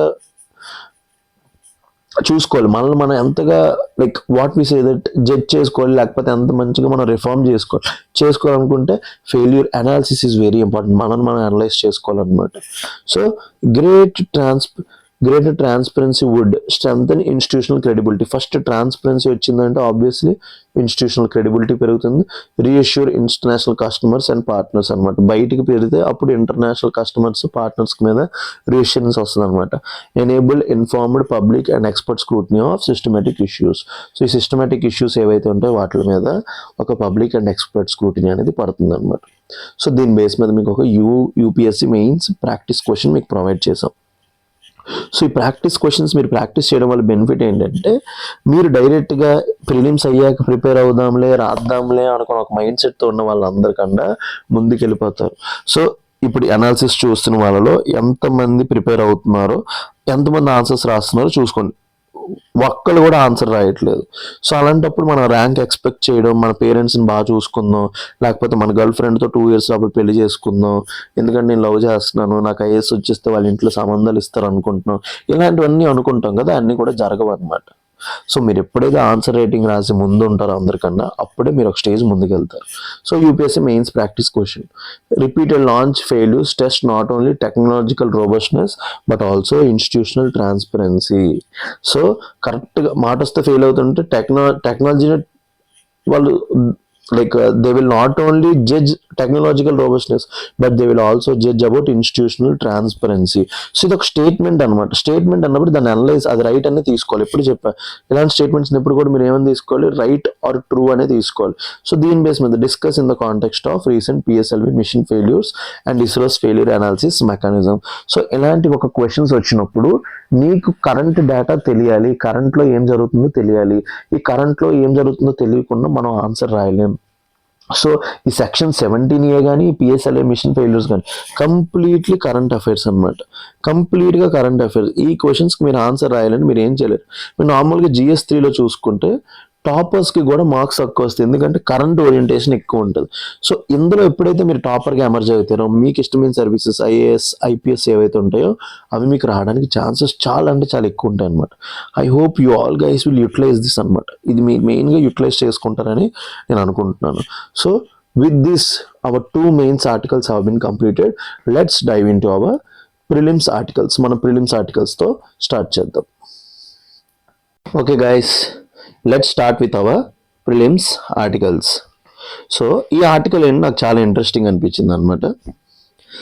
can data centres in orbit serve for AI models energy demand అనమాట.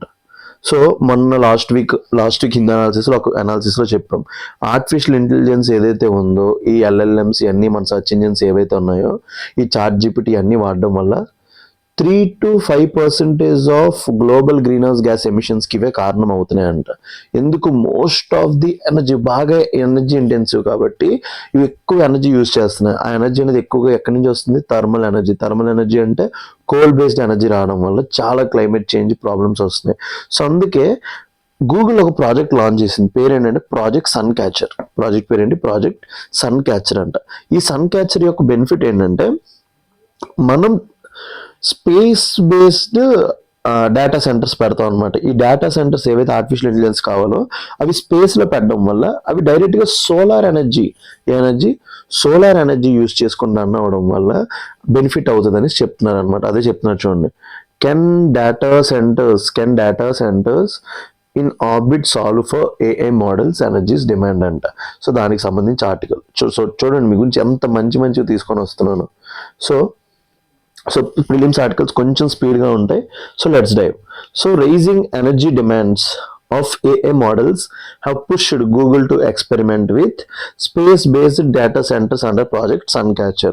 సో మీకు డైరెక్ట్గా నెక్స్ట్ ఇయర్ యూపీఎస్సీ ప్రిలిమ్స్ అడుగుతాడు, వాట్ ఈస్ ప్రాజెక్ట్ సన్క్యాచర్ అని అడుగుతాడు అనమాట. మీరేమనుకుంటారు, హార్వెస్టింగ్ సోలార్ ఎనర్జీ ఏదేదో అనుకుంటారు, బట్ ఇవేంటి space based data centres. So చూడండి ఎంత మంచిదో. ప్రిలిమ్స్కి ఇది most probable.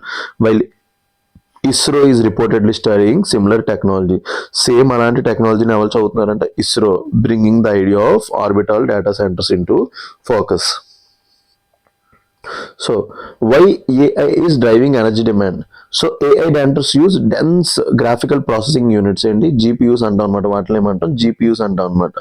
For training and deploying large models. అవి ఎక్కువగా GPUs, graphic processing units use చేస్తాయి. సో జనరేటివ్ ఏ అంటే ఏంటి లేదు, ఈ ఆర్టిఫిషియల్ ఇంటెలిజెన్స్లో ఒక సబ్సెట్ అనమాట. సో ఇందులో మీ example Gemini, Google Gemini, ChatGPT, ఇవన్నిట్లో ఏమంటాం అంటే జనరేటివ్ ఏ అంటాం అనమాట. Growth has led to rapidly rising electricity consumption by data centres. ఇప్పుడు బాగా ChatGPT, Gemini, different artificial intelligence మీరు యూజ్ చేస్తున్నారు కదా, వాటిని ఏమంటారు, జనరేటివ్ ఏఐ యూజ్ చేస్తారు అనమాట. So concept of data centres in orbit. So ఇదేంటి మోస్ట్ ఇంపార్టెంట్ అనమాట. ఇంకా ప్రిలిమ్స్కి నన్ను అడిగితే మోస్ట్ ఇంపార్టెంట్ ఏంటి, Project sun catcher. Project Suncatcher by Google proposes placing AI data centres in the low earth orbit. So Project Suncatcher కింద Google ఏం చేస్తుంది, ఏఐ డేటా సెంటర్స్ని లో ఎర్త్ ఆర్బిట్లో పెడుతుంది అనమాట. సో నార్మల్గా మనకు ఆర్బిట్, స్పేస్ బేస్డ్ ఆర్బిట్స్ ఎట్లా ఉంటాయి, low earth orbit, medium earth orbit and high earth ఆర్బిట్లో ఉంటాయి కదా. సో మీ అందరికీ స్టార్ లింక్ గురించి తెలిసే ఉంటుంది. Elon Musk Starlink project గురించి తెలిసే ఉంటుంది. So space based internet. అలాగే ఇక్కడ లో ఎర్త్ ఆర్బిట్ లోపల ఏం చేస్తున్నారు, మనకి ఏఐ డేటా సెంటర్స్ పెట్టబోతున్నారు. Data centres would run entirely on solar energy. ఆ డేటా సెంటర్స్ మొత్తం కూడా సోలార్ ఎనర్జీ మీద చేస్తాయి, avoiding terrestrial power constraints. So technical architecture, so same మన ఏదైతే స్టార్లింక్ ప్రాజెక్ట్ ఉందో అలాగే చూస్తారనమాట. So uses constellation model similar to Starlink but with densely choreographed clusters అనమాట. సో సేమ్ స్టార్లింక్ లాగే బట్ డెన్స్లీ కొరియోగ్రాఫ్డ్ క్లస్టర్స్ ఉంటాయి అనమాట, constellation model. Satellites maintain constant line of sight with sun to ensure uninterrupted power. So data సెంటర్స్కి use amount of power కావాలి కాబట్టి డైరెక్ట్గా solar ఎనర్జీని harness చేసుకుంటారు. Emphasis is on high internal bandwidth between satellites rather than fast earth downlink. So between the satellites, ఈ constellation of satellites ఇలా ఒక 1000 శాటిలైట్లు ఉంటాయి అనమాట. వీటికి మధ్య హై ఇంటర్నల్ బ్యాండ్విత్ ఉంటుంది. సో దీనివల్ల ఏంటంటే ఫాస్ట్గా మనకి శాటిలైట్స్ యొక్క డేటా ఏదైతే ఉంటుందో కిందకి వస్తుంది అనమాట.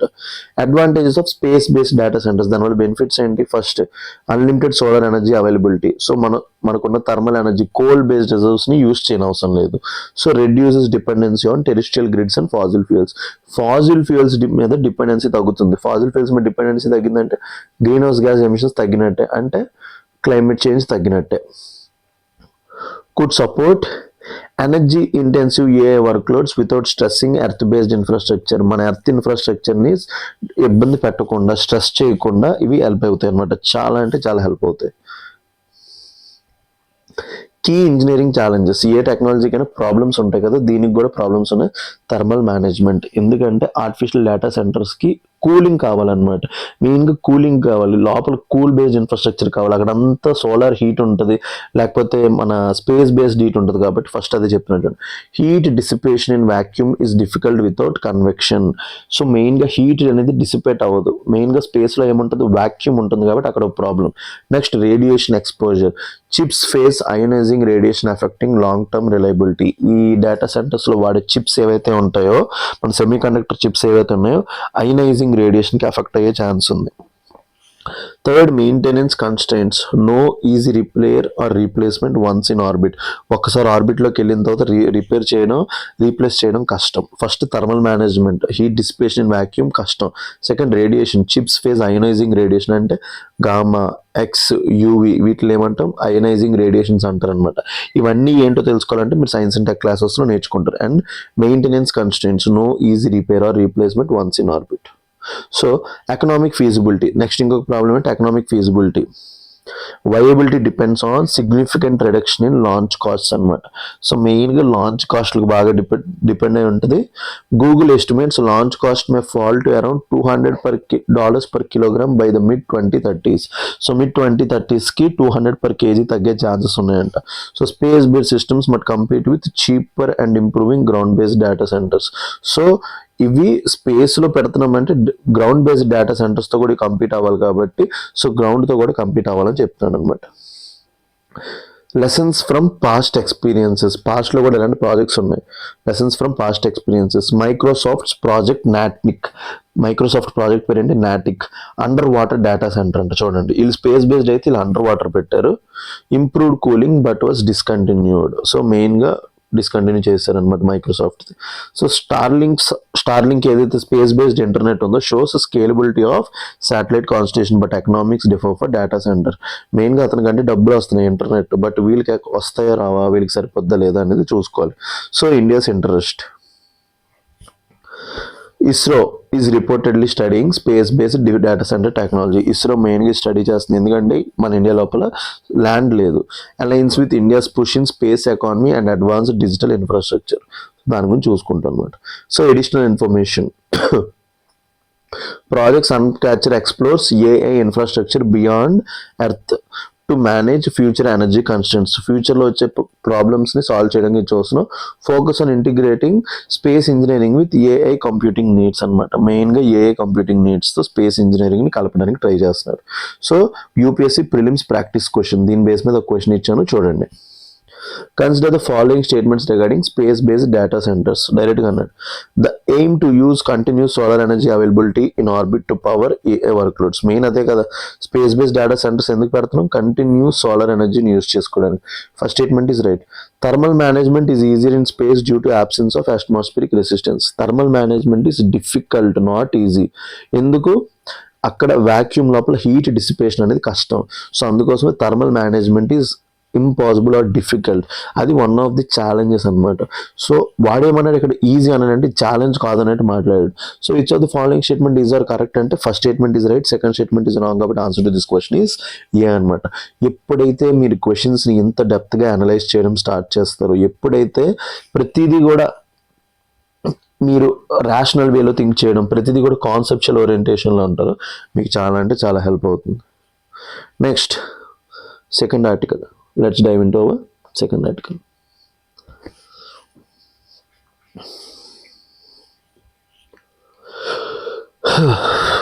కంటిన్యూస్గా చెప్పడం అంటే ఇబ్బంది. India's power distribution utilities post 2,701 crore profit in financial year 24-25.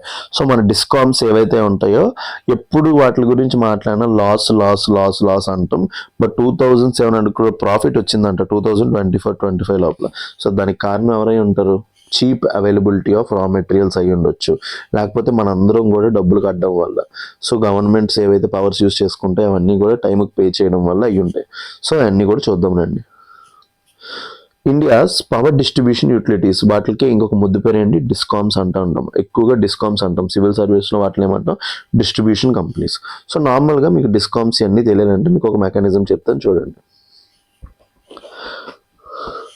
First ఏంటంటే జెన్కోస్, నెక్స్ట్ డిస్కామ్స్.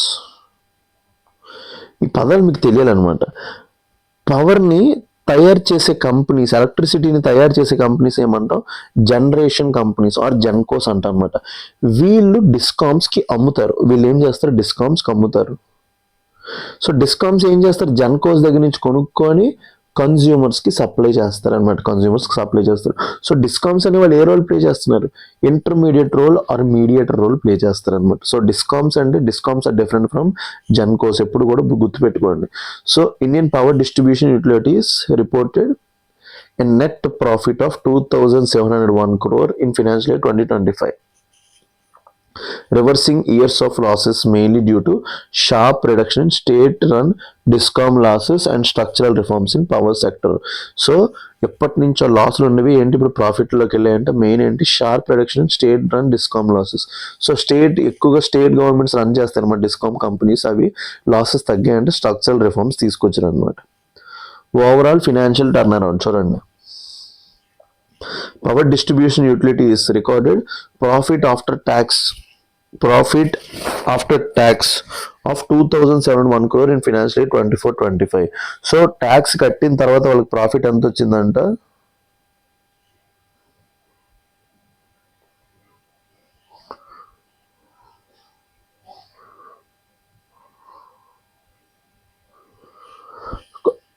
ట్యాక్స్ కట్టిన ప్రాఫిట్ ఎంత వచ్చిందంటే 2,701 crore. This marks A reversal from large losses incurred since unbundling and corporatization of state electric boards అనమాట. ఈ మెయిన్గా state electricity boards ఏవైతే ఉన్నాయో అవి ఎప్పుడో లాస్లు ఉండేవి అనమాట. మెయిన్గా దేనిదైంది కార్పొరేటైజేషన్ చేశారు, వాళ్ళు కూడా ఏం చేశారంటే కార్పొరేటైజేషన్ చేశారు. So state run discoms reduced losses by around 80% between financial year 23 and 25. వాళ్ళ లాసెస్ని 80% తగ్గించుకున్నారంట. కంపారిజన్ ఇవన్నీ మీకు తెలియాలి, ఎందుకంటే మీకు ఇంటర్వ్యూస్ లోపల వీటి మీద క్వశ్చన్స్ అడుగుతుంటారు అన్నమాట. Analysis comparison with the past performance. Utilities had a combined loss, మొత్తం ఎంత 67,000 crore ఉందంట 2013-4. Losses were reduced to 25,000 crore in financial year 23-24 before turning profitable in 24-25. So చూడండి, ఇలాంటి ఒక న్యూస్ చాలా ఇంపార్టెంట్, ఎందుకంటే ఎప్పుడు కూడా లాసుల్లోనే ఉంటాయి. సో ఇప్పుడు మనకు కొంతమంది ఫ్రెండ్స్ ఉంటారు అనమాట, వాళ్ళు క్రికెట్ బాగా ఆడరు, ఏమీ చేయరు. సో వాడు సడన్గా 6 కొట్టాడు అనుకోండి, మీరు ఎట్లా ఫీల్ అవుతారు? ఎప్పుడు ఆడితే ఎట్లా ఉంటుంది, అలాగే ఈ డిస్కామ్స్ ఎప్పుడు కూడా ఎట్లా ఉంటాయి, లాసెస్లో ఉంటాయి. సో లాసెస్ అనేవి ఏమయ్యి తగ్గాయంట. Reduction in AT&C losses.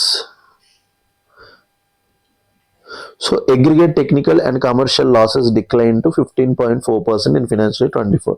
So this is significant improvement from 22.6% in financial year 23-24. అప్పట్లో లాసెస్ ఎంత ఉండేవంటే 22%, ఇప్పుడు ఎంతకు తీసుకొచ్చే 15%కి వచ్చింది అనమాట. Lower aggregate technical and commercial losses reflects better building. So ఇప్పుడు ప్రతి ఒక్కరు కూడా బిల్లులు కడుతున్నారు. ఇంకా చాలా మంది కరెంట్ దొంగతనం చేస్తున్నారు. మీ ఊరిలో తెలుసు కరెంట్ దొంగతనాలు చేస్తారు. Reduced theft and improved collection. So మెయిన్గా స్టేట్ డిస్కమ్స్ ప్రాబ్లం ఏంటంటే బిల్డింగ్ ఎఫిషియన్సీ. చాలా మంది బిల్లులు కట్టరు, గవర్నమెంట్ కూడా ఏం చేయలేదు అనమాట. ఇంకా అగ్రికల్చర్కి ఫ్రీ ఎలక్ట్రిసిటీ ఇస్తారనమాట, 6 hours 8 hours ఫ్రీ ఎలక్ట్రిసిటీ ఇస్తారు. ఇంకా చాలా మంది ఏం చేస్తారంటే లైన్లు వేసేసి కరెంట్లు లాగేస్తుంటారు. And improved collection. So next, narrowing of cost revenue gap. The gap between average cost of supply and average revenue realized reduced sharply అనమాట. సో వీళ్ళు అమ్మినది ఏదైతే ఉందో వాటి మధ్య గ్యాప్ అనేది తగ్గడం వల్ల ప్రాఫిట్స్ వస్తున్నాయి.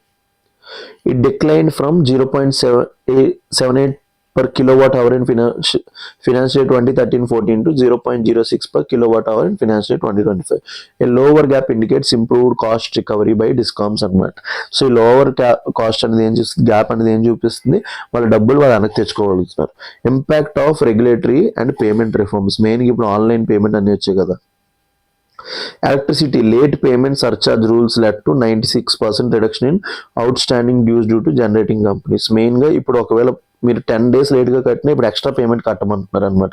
సో దాన్ని ఏమంటున్నారు, late payment surcharge rules. So దానివల్ల 96% time కట్టేస్తున్నారు.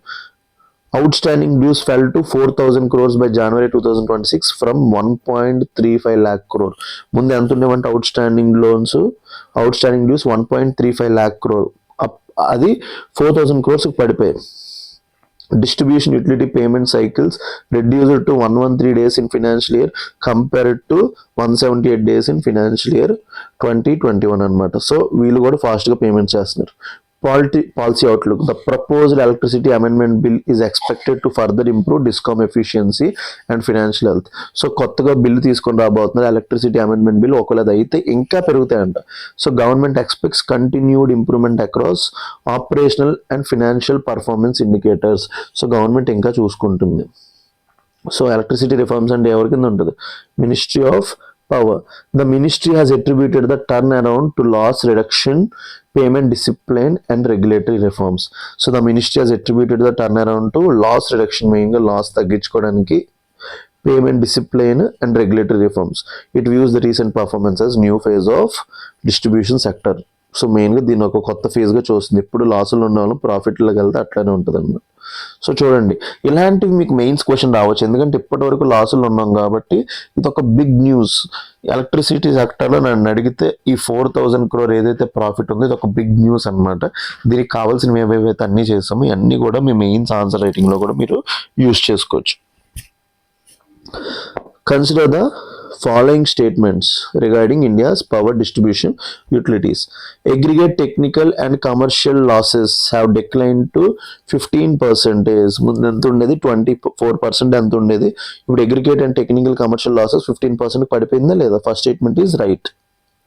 Second, the gap between average cost of supply and average revenue release has widened కాదు, has reduced. సో వీళ్ళు కాస్ట్ రియలైజేషన్ కరెక్ట్గా జరుగుతుంది, వాళ్ళు ఎంత అయితే డబ్బులు ఖర్చు పెడుతున్నారో అంత వాళ్ళకి వచ్చేస్తుంది అనమాట. So the gap between average cost of supply and average revenue realise has widened కాదు, హ్యాస్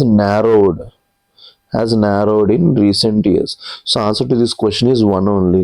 సో ఇంగ్లీష్ కూడా చాలా ఇంపార్టెంట్ అనమాట. మనం యూపీఎస్సీ లోపల ప్రిపేర్ అవుతున్నప్పుడు ప్రిలిమ్స్ కన్నా అప్పుడప్పుడు స్టేట్మెంట్స్ మనకి ఇంగ్లీష్తోనే కొడుతుంటారు. సో ఇంగ్లీష్ కూడా కొంచెం జాగ్రత్తగా చూసుకుంటూ ఉండాలి.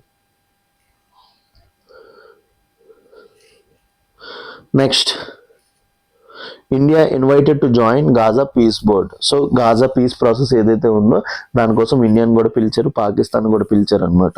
సో దాని గురించి తెలుసుకుందాం.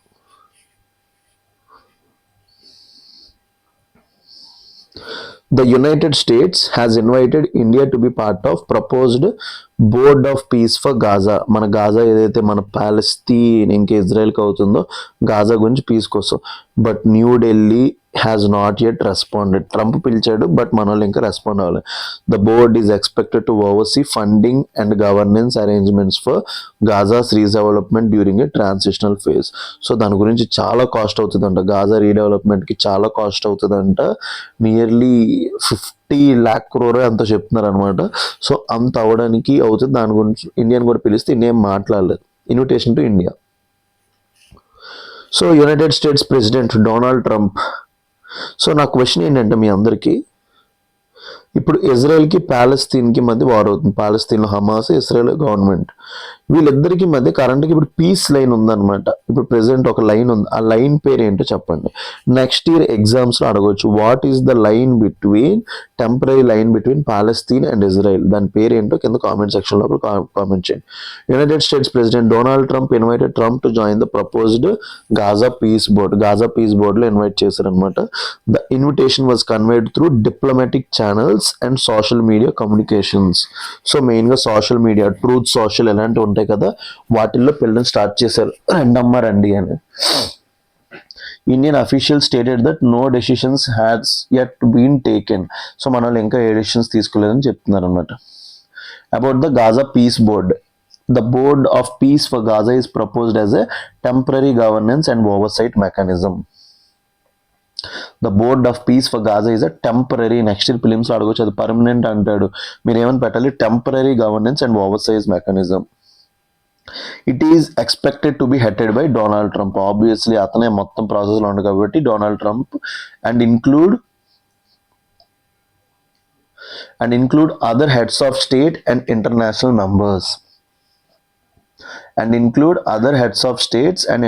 members. The board would oversee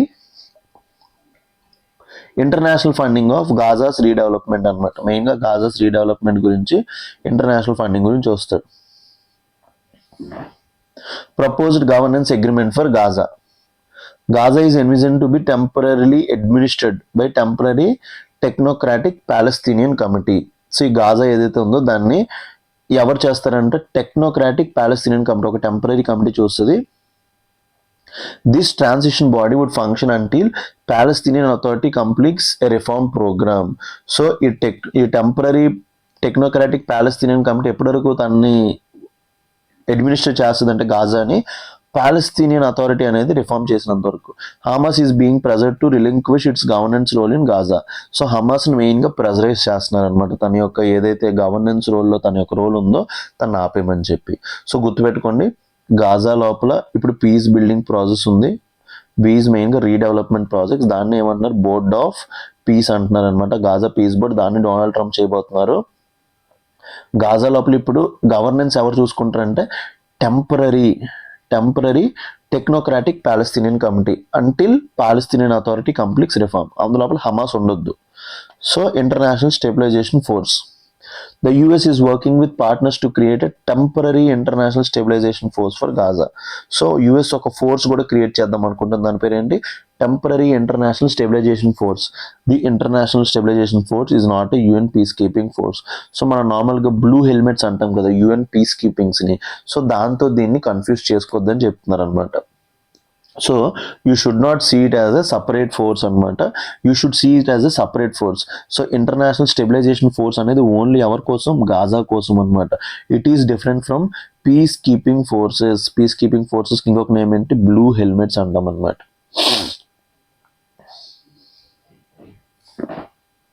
Indian officials indicated that India would not participate in the international stabilization force. ఇప్పుడు మనకు ఒక పీస్ కీపింగ్ ఫోర్స్ ఉంది యునైటెడ్ నేషన్స్ కింద, దాని దాటి ఒకటి పెట్టడం అనేది కరెక్ట్ కాదు అన్నట్టు మన వాళ్ళు చెప్తున్నారు.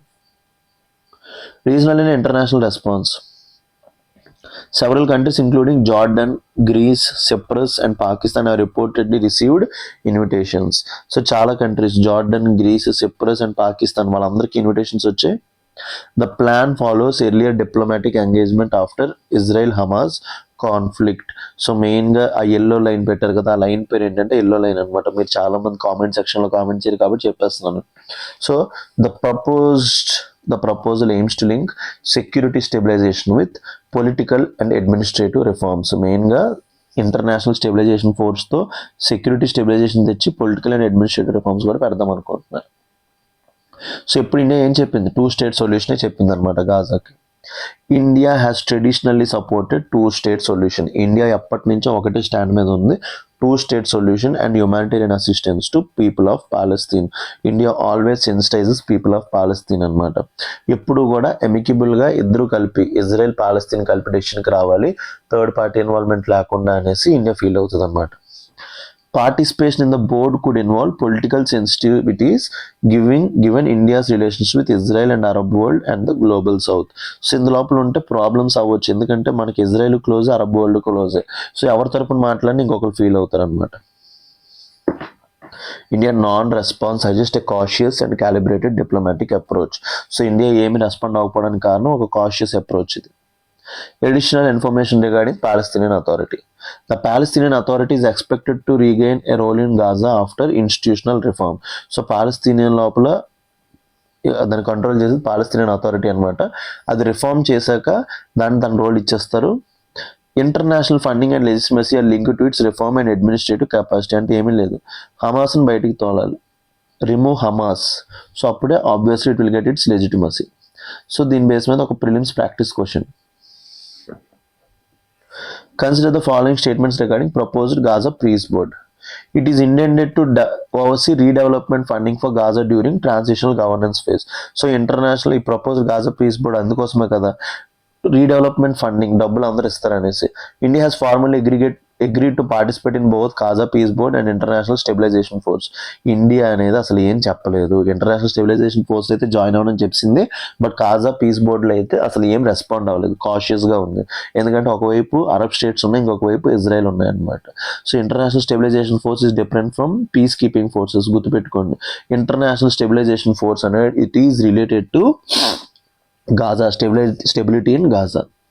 So which are the following statement is are correct అంటాడు. Answer to this question is 1 only. So ఇలాంటి క్వశ్చన్స్ వచ్చినప్పుడు మీరు ఎప్పుడు కూడా జాగ్రత్తగా ఉండాలి.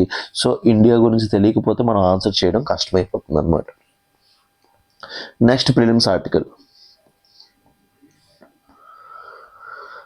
Government is proud of Indian companies investing abroad. Commerce minister. So మీకు ఎప్పుడు కాన్సెప్ట్ చెప్తాను, జీడిపి, జిఎన్పి. సింపుల్గా మీకు తెలిసిపోద్ది. జీడిపి అంటే it is the money value of all final goods and service produced in domestic territory. అతను యుఎస్ వాడా company, far UK వాడా, ఇండియానా సంబంధం ఉండదు. మన ఇండియాలో ప్రొడ్యూస్ చేసే అన్ని గూడ్స్ కూడా జీడిపి లోపలికి వెళ్తాయి. బట్ జిఎన్పి అంటే నేషనల్స్, మన ఇండియన్ నేషనల్స్. సో ఇప్పుడు టాటా వడేళ్ళు యూకేలో పెట్టాడు అనుకోండి, అది కూడా మన ఇండియన్ జిఎన్పి లోపలికి యాడ్ అవుతుంది అనమాట. సో ఇండియాకి ఎప్పుడు జీడిపి ఎక్కువ జిఎన్పి కన్నా. It is always GDP is greater than GNP. ఎందుకంటే ఫారిన్ కంట్రీస్ మన దగ్గర ఇన్వెస్ట్ చేసిన దానికన్నా మనం ఫారెన్ ఇన్వెస్ట్ చేసింది తక్కువ. So government is proud of Indian companies investing abroad. అంటే మన ఇండియన్ కంట్రీస్ వేరే దగ్గర ఇన్వెస్ట్ చేస్తారు అనుకోండి, వాళ్ళ కంట్రీస్ యొక్క జీడిపి లోపల మనం యాడ్ అవుతాం, మన జిఎన్పి కూడా పెరగడం స్టార్ట్ అవుతుంది అనమాట. మన దగ్గర రిసోర్సెస్ పెరుగుతాయి అనమాట. సో దాని గురించి మాట్లాడుతున్నారు. ఓకేనా?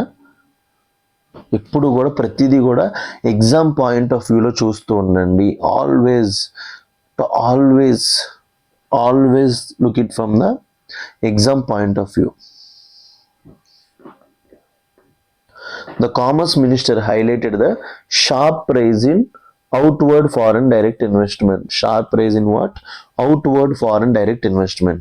So FDI మన కంట్రీ లోపలికి వస్తే ఇన్వర్డ్, అవుట్వర్డ్ అంటే బయటికి వెళ్ళడం. The commerce minister highlighted sharp rise in outward FDI by Indian companies following the release of recent data showing strong growth in overseas investment. మన వాళ్ళు బయట ఎక్కువ ఖర్చు పెడుతున్నారంట, బయటికి ఇన్వెస్ట్మెంట్ పెడుతున్నారంట. చూడండి, సో మన వాళ్ళ దగ్గర ఎంత బాగా డెవలప్ అవుతున్నారు.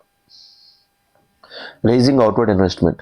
Outward direct investment by Indian companies grew nearly 46% to $20.5 billion during April to October 2025. So ఈ ఏప్రిల్ టు అక్టోబర్ 2025 లోపల $20 billion బయటకు పట్టుకెళ్ళారంట. The government views this trend. So government ఈ ట్రెండ్ ఎట్లా చూస్తుంది? Sign of India's growing global economic footprint. So government sees this as India's growing global economic footprint అనమాట. World లోపల మనం ఒక ప్లేస్కి వెళ్తున్నాం, మన పొజిషన్ ఎస్టాబ్లిష్ అవుతుందని చూస్తుంది. So governments policy stands. Commerce Minister Piyush Goyal stated that government is actively encouraging Indian companies to invest abroad. So మనం చెప్తున్నాం వేరే కంట్రీస్లో ఇన్వెస్ట్ చేయమని, ఎందుకంటే we will get foreign assets ఉన్నాయంటే అక్కడి నుంచి మనకి ఏమొస్తుంది? డివిడెండ్ వస్తుంది యాజ్ వెల్ as ప్రాఫిట్ వస్తుంది అనమాట. సో ప్రాఫిట్ని డివిడెండ్ అంటారు. సో మీరు అది టెక్నికల్గా ఎకనామిక్స్ నేర్చుకున్నప్పుడు నేర్చుకుంటారు అనమాట. The government has relaxed several regulatory norms to facilitate overseas acquisition and expansion. So government అనేది చాలా నామ్స్ని రిలాక్స్ చేసింది అనమాట, ఎందుకంటే మనం వెళ్ళి పెట్టడానికి. సో రీసెంట్గా ఇండియా యూఏఈతో అగ్రిమెంట్ సైన్ చేసుకున్న, ఆస్ట్రేలియాతో సైన్ చేసుకున్న, European free trade అసోసియేషన్తో free trade agreement sign చేసుకున్న, అన్నిటి లోపల కూడా ఇన్వెస్ట్మెంట్ కూడా ఉందన్నమాట, ఎందుకంటే మన కంపెనీస్ కూడా వెళ్ళి పెడుతున్నాయి అక్కడ. Indian firms are being encouraged to set up manufacturing facilities and service operations globally. మన కంపెనీస్ని మనం ఎంకరేజ్ చేస్తున్నాం అక్కడికి వెళ్ళి పెట్టమని. Strategic rational. Overseas investments help Indian companies expand markets. So overseas investments వల్ల ఏమవుతుంది? ఇండియన్ మార్కెట్స్ అనేవి ఏమవుతాయి? ఎక్స్పాండ్ అవుతాయి అనమాట. యాక్సెస్ టెక్నాలజీ, మన మార్కెట్స్ పెరుగుతాయి, టెక్నాలజీ పెరుగుతుంది, integrate into global value chain. So ఈ 3 పాయింట్స్ మీరు ఎగ్జామ్ లోపల రాశారంటే your answer will be in the next level. గుర్తుపెట్టుకోండి. ఓవర్సీస్ ఇన్వెస్ట్మెంట్స్ వల్ల ఏమవుతుంది? ఇండియన్ కంపెనీస్ ఎక్స్పాండ్స్ మార్కెట్స్, మన మార్కెట్స్ పెరుగుతాయి, గ్లోబల్ వాల్యూ చైన్స్ లోపల పార్ట్ అవుతాం, access technology. The minister emphasised that economic success requires outward looking policies, not inward insulation.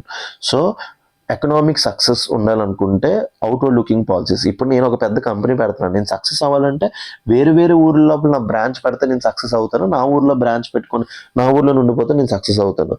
So మీరు Niloufer cafe చూసారు. Niloufer cafe ఒకప్పుడు ఓన్లీ లక్డీ కప్పుల్లో ఉండేది, అక్కడి నుంచి ఇప్పుడు హైటెక్ సిటీస్ కూడా వచ్చాడు, ఇప్పుడు ఫారెన్లో కూడా పెట్టబోతున్నాడు అంట నీలోఫర్. చూడండి, so outward looking policies important అనమాట. Key destinations for Indian overseas foreign direct investment. So ఇవి అడగొచ్చు ఎగ్జామ్ లోపల. ఇక్కడ ప్రిలిమ్స్ బేస్డ్ క్వశ్చన్స్ వచ్చేవి ఛాన్స్ ఉంటుంది అనమాట. According to data from Reserve Bank of India, major destinations for India outward FDI include. So first outward FDI అంటే మన నుంచి ఏ కంట్రీస్కి వెళ్తున్నాయి అంటే సింగపూర్కి ఎక్కువ వెళ్తున్నాయి, USA, UAE. These 3 destinations together account for more than half of total outward FDI. నేను ఎందుకు నెక్స్ట్ ఇయర్ ప్రిలిమ్స్లో ఈ క్వశ్చన్ వస్తుందని ఎక్స్పెక్ట్ చేస్తాను. ఏ కంట్రీస్ నుంచి ఇండియాకి వస్తుంది అనేది నార్మల్ రొటీన్ క్వశ్చన్. మన నుంచి ఏ కంట్రీస్కి వెళ్తుందంటే SUU, Singapore, USA, UAE. So ఈ 3 కంట్రీస్ని మీరు మీ నోట్స్ లోపల నోట్ డౌన్ చేసుకోండి.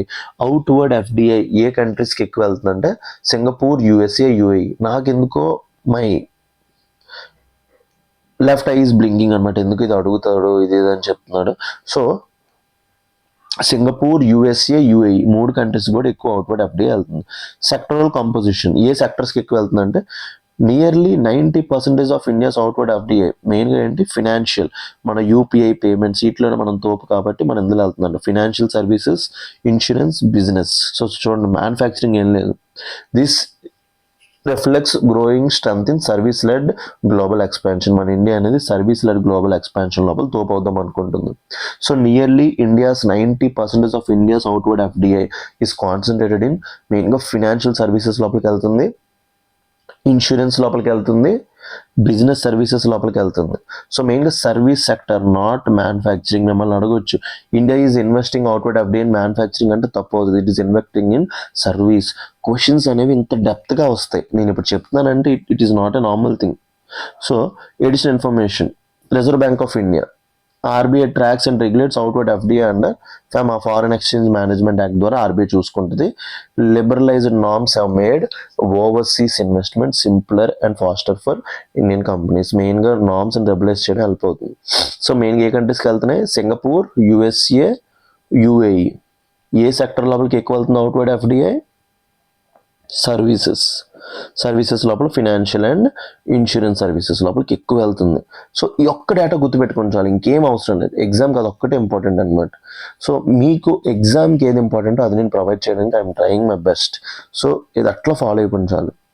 Consider the following statements regarding India's outward foreign direct investment. Singapore, USA and UAE together account for more than half of India's outward FDI. ఈ 3 కంట్రీస్కి more than 50% ఉంది, అవునా కదా? So first statement is right. Manufacturing sector accounts for largest share of Indian. ఇప్పుడు చెప్పా, manufacturing కాదు, it is services. ఇప్పుడు UPSC అట్లనే కొడతాడు అనమాట. అవుట్వర్డ్ FDI మెయిన్గా మనం సర్వీసెస్లో తోపు కాబట్టి సర్వీసెస్ ఎక్స్పోర్ట్స్ ప్రమోట్ చేస్తున్నాం అనమాట. సో సర్వీసెస్ యొక్క ఏదైతే ఉందో FDIనే ప్రమోట్ చేస్తున్నాం అనమాట. So it is services, not manufacturing. So which of the following statement is correct and answer to this question is only one. So చూడండి ఎంత డెప్త్గా మనం అనాలిసిస్ చేసుకుంటున్నాం ప్రతి ఒక్క ఆర్టికల్ని. సో అన్ని పర్స్పెక్టివ్స్లో, ఎకానమీ కానివ్వండి, సైన్స్ అండ్ ఎకానమీ, ఏదైనా చేసుకుంటున్నాం. సో యొక్క కాన్ఫిడెన్స్ మీకు అలా బిల్డ్ అవుతూ ఉంటుంది అనమాట. తెలియకుండా కాన్ఫిడెన్స్ బిల్డ్ అవడం వల్ల you will be at the top place. Guys 1 second water తాగేసి వస్తాను.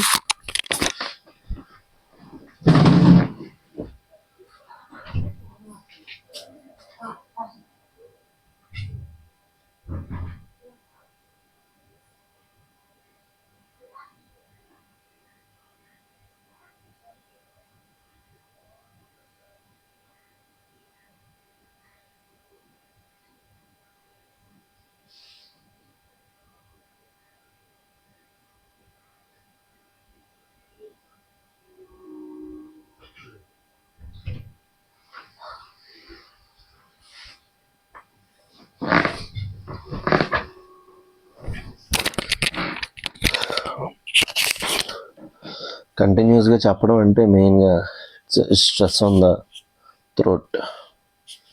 Scientist find space flight effect immune genes deforms brain అంట. సో మెయిన్గా చాలామంది సైంటిస్టులు మీకు తెలుసు స్పేస్ లోపలికి వెళ్తుంటారు, ఇంటర్నేషనల్ స్పేస్ స్టేషన్కి. ఇంక ఇండియా కూడా గగన్యాన్ మిషన్ లాంచ్ చేసింది, 3 ఆస్ట్రోనాట్స్ స్పేస్ లోపలికి వెళ్ళబోతున్నారు. So scientist fine space flight effects immune genes అంట. మన ఇమ్యూనిటీ జీన్స్ ఏవైతే ఉంటాయో వాటిని ఎఫెక్ట్ చేస్తుందంటే ఇంకా బ్రెయిన్ డిఫార్మ్ చేస్తుందంట. నాకు ఎందుకు ఇది చాలా ఇంట్రెస్టింగ్ అనిపించింది, చూద్దాం రండి.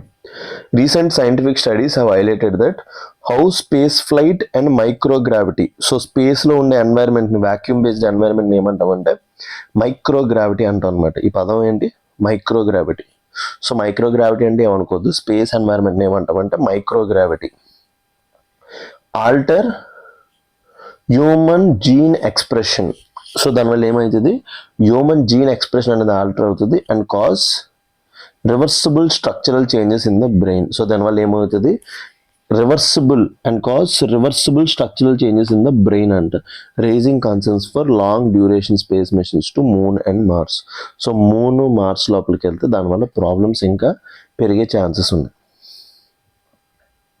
సో చూడండి, long duration space missions expose astronauts to microgravity and radiation. మెయిన్గా వాళ్ళు మైక్రోగ్రావిటీ ఎన్వైర్న్మెంట్, అలా గాల్లో తేరన ఉన్నాం, వెయిట్లెస్నెస్, ఇంకా రేడియేషన్, స్పేస్ లోపల రేడియేషన్ ఎక్కువ ఉంటుంది. ఇందాకే space based data centres projects అయితే చూసాం, అక్కడ కూడా అదే చూసాం అనమాట. So understanding biological effects is critical for crew health and mission safety. ఎందుకంటే ఇండియా అనేది మూన్ మీద పంపిద్దాం అనుకుంటున్నాం, ఇంకా స్పేస్ లోపలికి మన వాళ్ళు పంపిద్దాం అనుకుంటున్నాం కాబట్టి understanding biological effects is crucial for crew health. మెయిన్గా వెళ్ళే వాళ్ళ యొక్క health, crew health, mission safety పర్స్పెక్టివ్లో అది చాలా అంటే చాలా ఇంపార్టెంట్ అంట. 1 second. Impact on human genes. Researchers studied human immune cells. ఏంటి హ్యూమన్ ఇమ్యూన్ సెల్స్ పేరు THP1 monocytes. What is the name?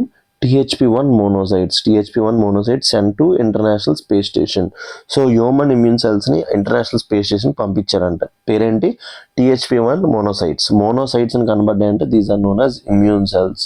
So ఎప్పుడు గుర్తుపెట్టుకోండి, మోనోసైట్స్ ఎలాంటివి కనబడ్డాయంటే these are immune cells.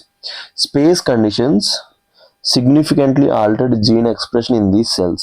So ఇందు లోపల జీన్ ఎక్స్ప్రెషన్, జీనోటైప్, ఫినోటైప్ అని అంటే జీన్ ఎక్స్ప్రెషన్ని బాగా ఆల్టర్ చేశాయంట. జీన్స్ లింక్ టు మెయిన్గా హార్ట్ ఫంక్షన్, హార్ట్ అటాక్స్ రావచ్చు, nervous system, vision and smell become over active. So ఏవైతే ఈ THP1 మోనోసైట్స్ ఏవైతే ఉన్నాయో హ్యూమన్ ఇమ్యూన్ సెల్స్, ఈ హ్యూమన్ ఇమ్యూన్ సెల్స్ పేరేంటి? THP1 monocytes. సో చాలా స్లోగా అనలైజ్ చేయాలన్నమాట. సైన్స్ అండ్ టెక్నాలజీ ఆర్టికల్స్ని స్పీడ్గా చేసుకోకూడదు. సో నార్మల్గా హ్యూమన్ ఇమ్యూన్ సెల్స్ని హెల్త్ ఎఫెక్ట్స్ని చూసుకోవడానికి మనం ఏం చేసాం? THP1 మోనోసైట్స్ అనేవి ఏంటి? Human immune cells. ఎక్కడ పంపించాం? International space station. అక్కడ ఏం అబ్జర్వ్ చేశారంటే సిగ్నిఫికెంట్లీ ఆల్టర్డ్ జీన్ ఎక్స్ప్రెషన్. మెయిన్గా ఏ జీన్స్ని ఎఫెక్ట్ చేస్తుందంట? Heart function, heart effects, nervous system, brain, vision and smell became over active. Jeans involved in DNA repair and cell division showed reduced efficiency signaling long term health risks. So ఏవైతే మన DNA repair చేసేవి, cell డివిజన్కి ఏవైతే కారణాలు ఉంటాయో అవి ఏం చేస్తాయంటే ఎఫిషియన్సీ తగ్గిపోయిందంట. బ్రెయిన్ స్ట్రక్చర్ చేంజెస్ అనమాట, బ్రెయిన్ లోపల చేంజ్ అయిందంట. MRI scans of 26 astronauts before and after mission showed shift in brain regions. So బ్రెయిన్లో ఉండే ఏదైతే మ్యాటర్ ఉంటుందో ఆ మ్యాటర్ అంటే ఏమైందంట? చేంజ్ అయిందంట. చూడండి ఎంత దారుణంగా జరుగుతుందో. సో ఏది చూసినా సరే 360 degrees అనాలిసిస్ చేయాలి. అందరూ ఏమనుకుంటారు? నేను స్పేస్లోకి వెళ్తాను అంటారు. అక్కడ వెళ్ళిన వాళ్ళ పరిస్థితి చూడండి. అక్కడ వెళ్ళిన వాళ్ళ పరిస్థితి చూడండి.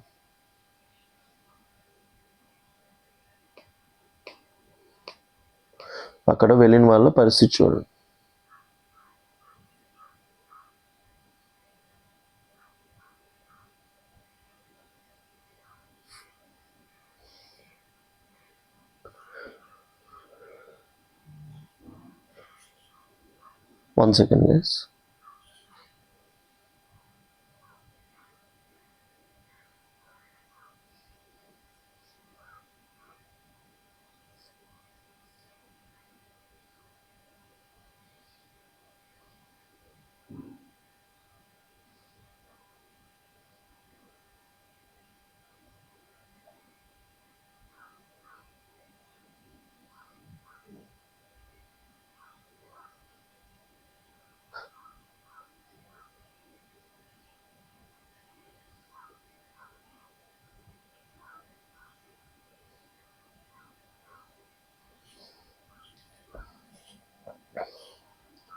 So MRI scans of 26 astronauts before and after mission showed shifts in brain regions.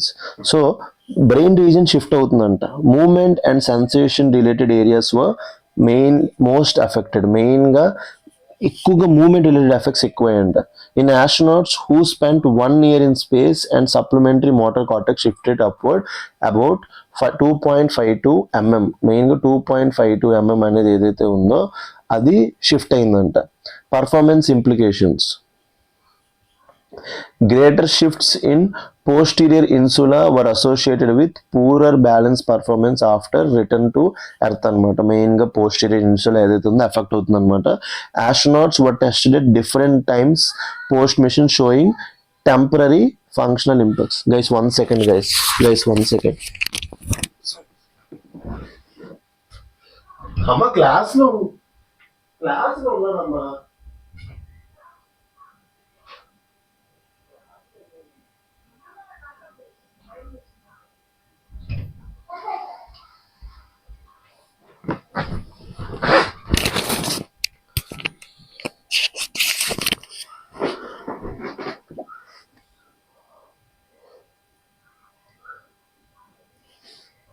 Astronaut data was compared with participants in head down till bed rest for 60 days. ఇవన్నీ చూసారనమాట. This earth based model stimulates effects of weightlessness. So అక్కడ weightlessness ఉంటుంది, space flight specific impacts అన్నీ కూడా చూసారు. Reversibility and limits. Brain changes were found to be largely reversible after return to earth. ఏవైతే బ్రెయిన్లో changes అయ్యాయో అవి రివర్సిబుల్ అయ్యాయంట. రీచెస్ acknowledged small sample size as limitation. The precise biological mechanism behind this change remains unclear. కరెక్ట్గా ఏం జరుగుతుందో ఏంటో తెలియట్లేదు. అదంతా తెలియాలనుకుంటే we have to wait for some more time అనమాట. సో ప్రిలిమ్స్ ప్రాక్టీస్ క్వశ్చన్స్ చూడండి. Consider the following statements regarding the effects of space flights on humans.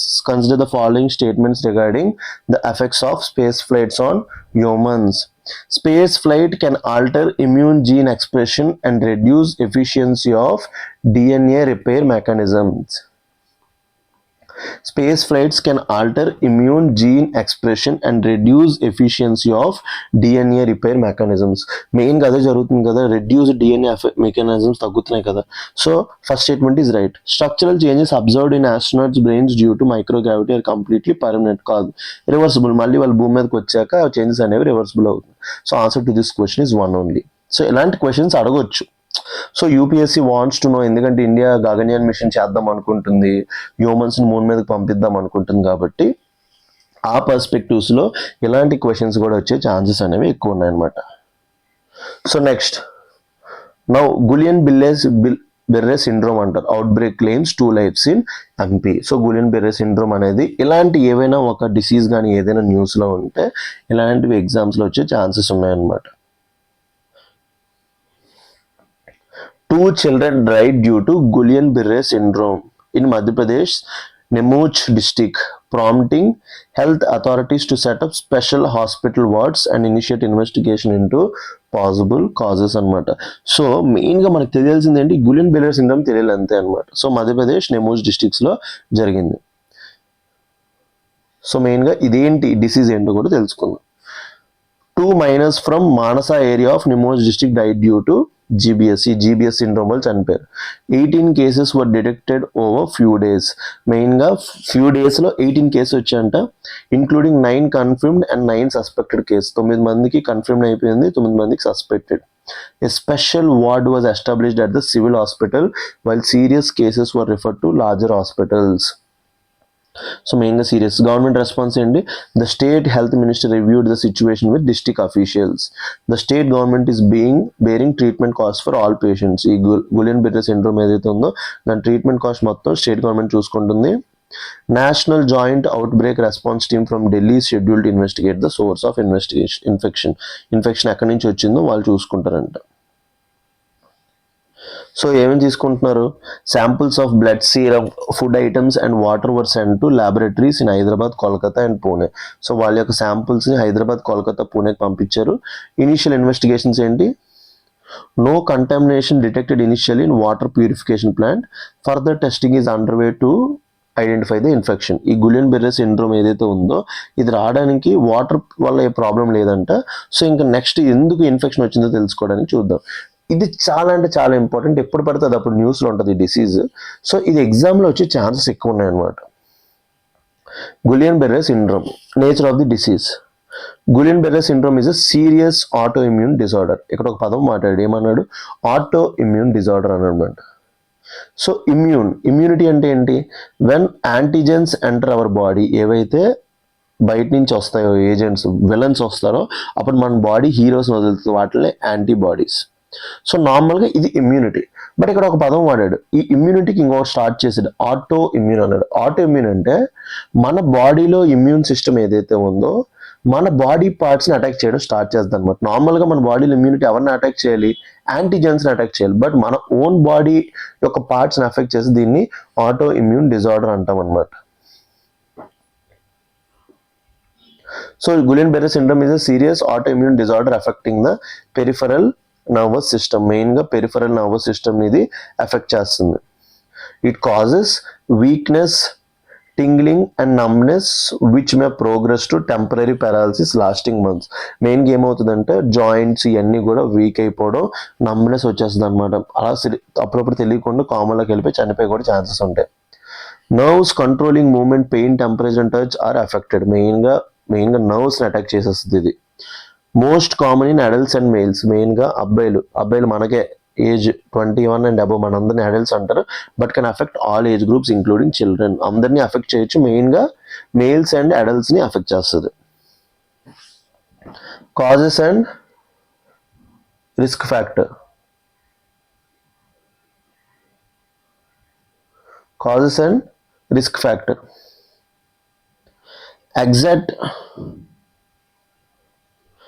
Exact cause is unknown. మెయిన్గా మనకి ఎగ్జాక్ట్ కాజ్ తెలియదు, but గులియన్-బెర్రే syndrome is often preceded by bacterial or viral infections. నార్మల్గా ఏదైనా ఒక infection వచ్చిన తర్వాత ఇవి వచ్చేస్తుంటాయి అనమాట.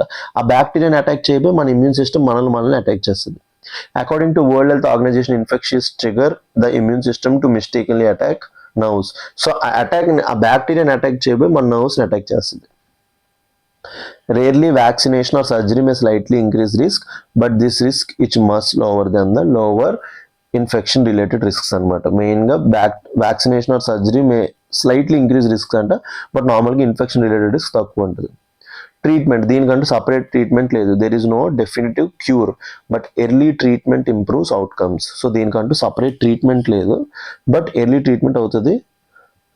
Plasma ఫెరిసిస్ is used to remove harmful antibodies from the blood. So ఇక్కడ ఒక పదం వాడేది ఏంటి? Plasmapheresis is used to remove harmful antibodies from blood. So harmful antibodies blood నుంచి తీయడానికి మనం ఏం యూజ్ చేస్తాం? Plasmapheresis. Supportive care is essential including respiratory support in severe cases. So UPSC prelims questions. Consider the following statements regarding Guillain Barre syndrome. It is an autoimmune disorder affecting peripheral nervous system. మెయిన్గా వాటిని కదా attack చేస్తుంది. Auto immune disorder అంటే ఏంటో చెప్పాను ఇప్పుడే. So చాలా చిన్నపిల్లలకు చెప్పినట్టు చెప్తున్నాను, ఇంక దీనికన్నా అంటే ఇంకా ఏం చేయలేదు. The risk of developing Guillain Barre is higher after vaccination than viral infection.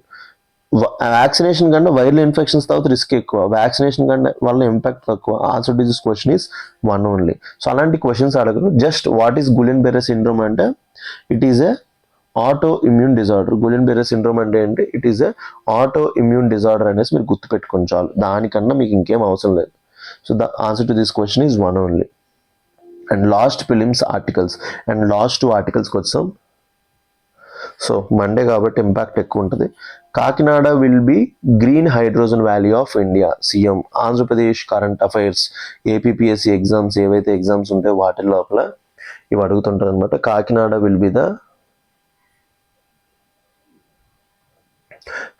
will become the green hydrogen valley of India.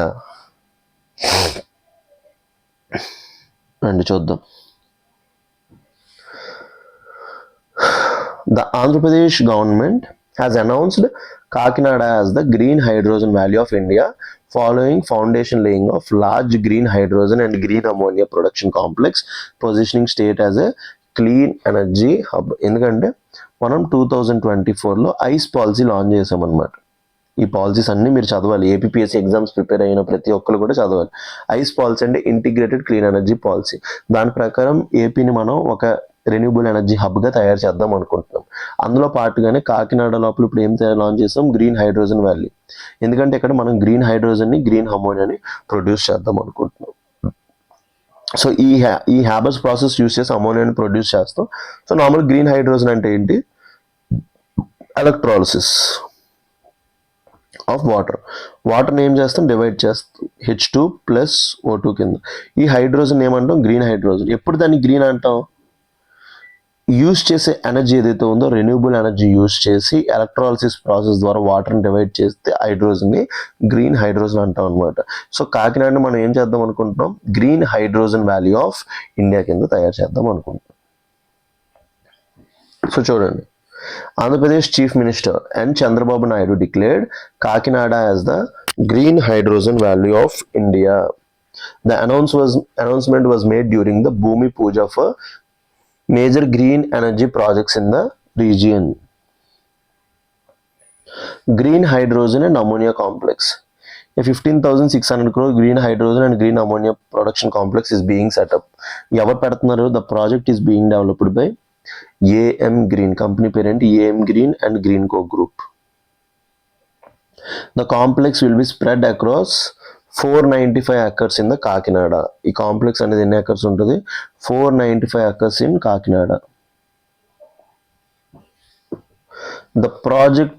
It is a project by the world's largest green hydrogen and green ammonia facility.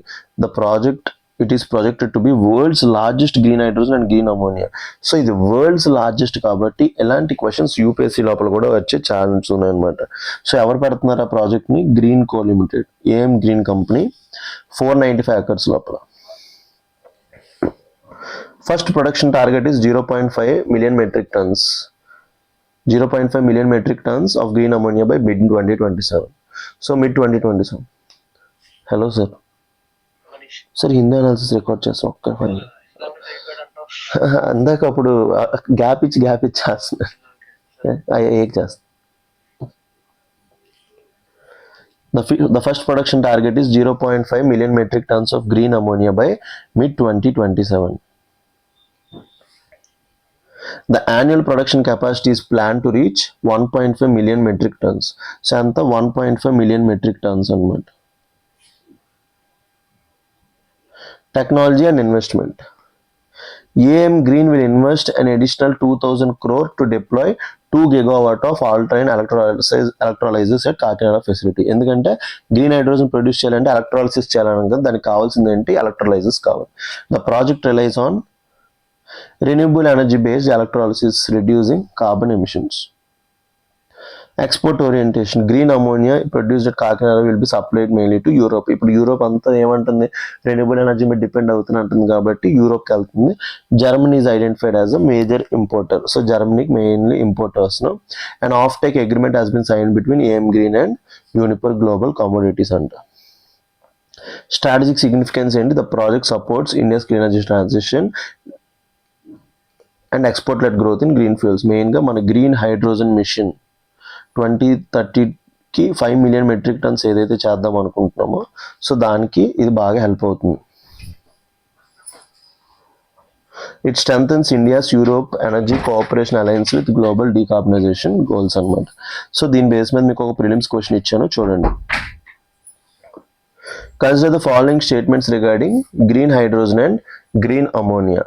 Green hydrogen is produced using renewable energy through the process of electrolysis. ఇందాకే చెప్పా, electrolysis process use చేసి H2O ఏం చేస్తాం? Break చేస్తాం hydrogen. So అక్కడ use చేసే energy ఏంటి? Renewable energy. దాన్ని ఏమంటాం అన్నాను? Green hydrogen. సో డైరెక్ట్గా అక్కడ మీకు చూడండి, ఆర్టికల్ లోపల అది ఏంటో చెప్పకుండా క్వశ్చన్ లోపల అది అడిగాడు. సో చూసారా, కంటెంట్ టీమ్ కూడా అది మిస్ చేస్తుంది.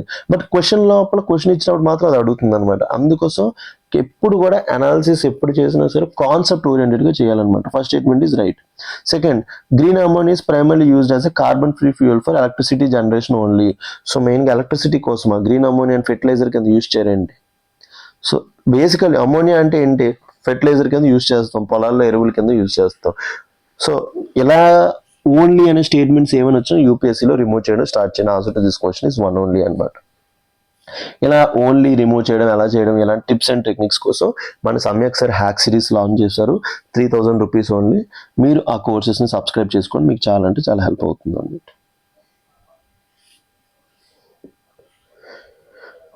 Deep impact event may have altered moon's chemistry. So deep impact event, so మీ అందరికీ తెలిసిందే చందమామ రావే జాబిలి రావే, మూన్ యొక్క విజిబుల్ పార్టే మనకు తెలుసు. There is something called invisible or dark side of the moon అనమాట.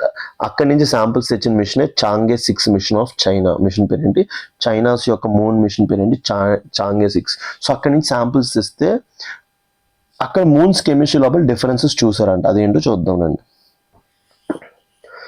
Scientists analyzing lunar samples brought back China's Chang'e 6 mission found chemical differences between moon's far side and near side. So మనకి కనబడే side ఏమంటాం near side, కనబడిన side ఏమంటాం far side, suggesting a massive asteroid impact altered moon's internal chemistry. Key points. The samples were collected by the Chang'e 6 from the far side of the moon. So మెయిన్గా far side of the moon నుంచి samples collect చేసే mission పేరు ఏంటి? Chang'e 6. This is the first ever sample return from the lunar far side అనమాట. So lunar far side నుంచి sample collect చేయడంలో ఇది ఒక ఫస్ట్ ఎవర్ మిషన్. సో అడగొచ్చు అనమాట, ఇప్పటి వరకు far side of the moon నుంచి ఎవరు శాంపుల్స్ కలెక్ట్ చేయలేదు. China became the first country through the mission called Chang'e 6. Key chemical differences. Far side rocks contain heavier iron and potassium isotopes. అక్కడ ఏమున్నాయంట? Iron and potassium isotopes ఉన్నాయంట compared to near side samples. Near side శాంపుల్స్తో పోలిస్తే forward సైడ్లో చూసారనమాట. These isotopic differences indicate strong distinct geological histories with moon అనమాట. దాని నుంచి ఉంది. Role of volcanic activity. Volcanism could explain iron isotope variations. So volcanism could explain iron isotope variations చూపించవచ్చు. However, it cannot fully account for observed potassium isotopes difference అన్నమాట. So మెయిన్గా చూడండి, iron potassium isotopes దొరికండి. Isotopes అంటే ఏంటి? Same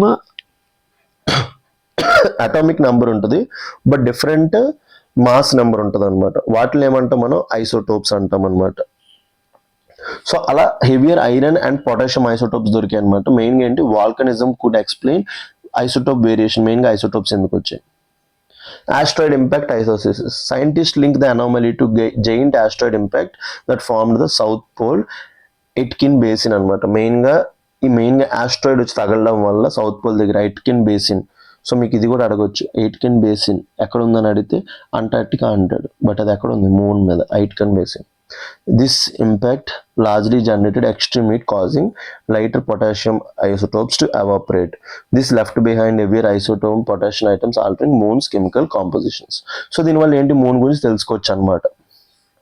Provide evidence that large impact event can modify planet interiors, not just surface. So large impact events వల్ల surface ఏ కాదు interiors కూడా develop అవ్వచ్చు.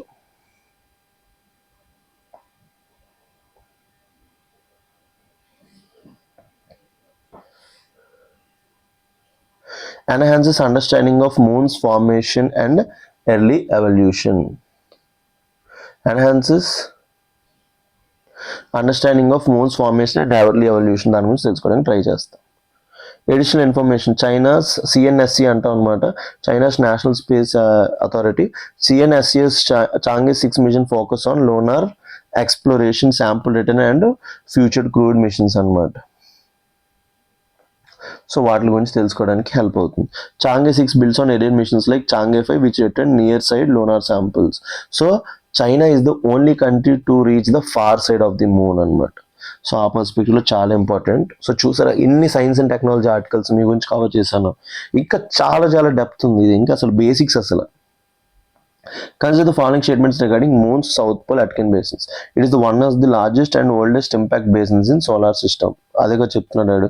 It is located on the near side of the moon facing the earth. అది ఎక్కడ ఉంది? అది far side of the moon లో ఉంది. చాంగే 6 మిషన్ ఎక్కడికి వెళ్ళింది? ఫార్ సైడ్ ఆఫ్ ది మోషన్కి వెళ్ళింది. ఇక్కడ ఏమంటున్నాడు? నియర్ సైడ్ అంటున్నాడు. సో ఈ సౌత్ పోల్ ఎయిట్కెన్ బేసిన్ ఏదైతే ఉందో ఇది ఎగ్జామ్కి చాలా హెల్ప్ అవ్వచ్చు అనమాట. సౌత్ పోల్ ఎయిట్కెన్ బేసిన్ అనేది ఎక్కడ ఉంది? మూన్ యొక్క ఫార్ సైడ్లో ఉంది, not on the near side. So అక్కడ ఏంటి? ఆస్ట్రాయిడ్ ఇంపాక్ట్ వల్ల isotopes of iron and potassium అనేవి ఏవైతే ఉన్నాయో ఫామ్ అయ్యాయంట. So this sums up our Hindu analysis. So 8 prelims articles and 2 mains ఆర్టికల్స్ని డిస్కస్ చేసాం గైస్. ఇంకా మీ అందరికి ఒక announcement. PT365 current affairs, complete PT365 current affairs నేనే చెప్పబోతున్నాను. First thing. Second, prelims mentorship Manish sir నా సైడ్ నుంచి ఉంది. ప్రిలిమ్స్ మెంటర్షిప్, ఇందులో మీకు షెడ్యూల్ వస్తుంది, డౌట్స్ ఉంటాయి, మీ యొక్క పర్ఫార్మెన్స్ అనాలిసిస్ అన్నీ కూడా ఉంటాయి. Second thing, prelims PT365 and personal mentorship for prelims mains. And third, environment and SNT crash course ఏదైతే ఉందో మనం చెప్తాం అనమాట. These 3 courses will be available to you from my side అనమాట. So those guys who are interested, you can purchase these courses అనమాట. Thank you for joining LTX classes. I'm your Manish Patwada signing off.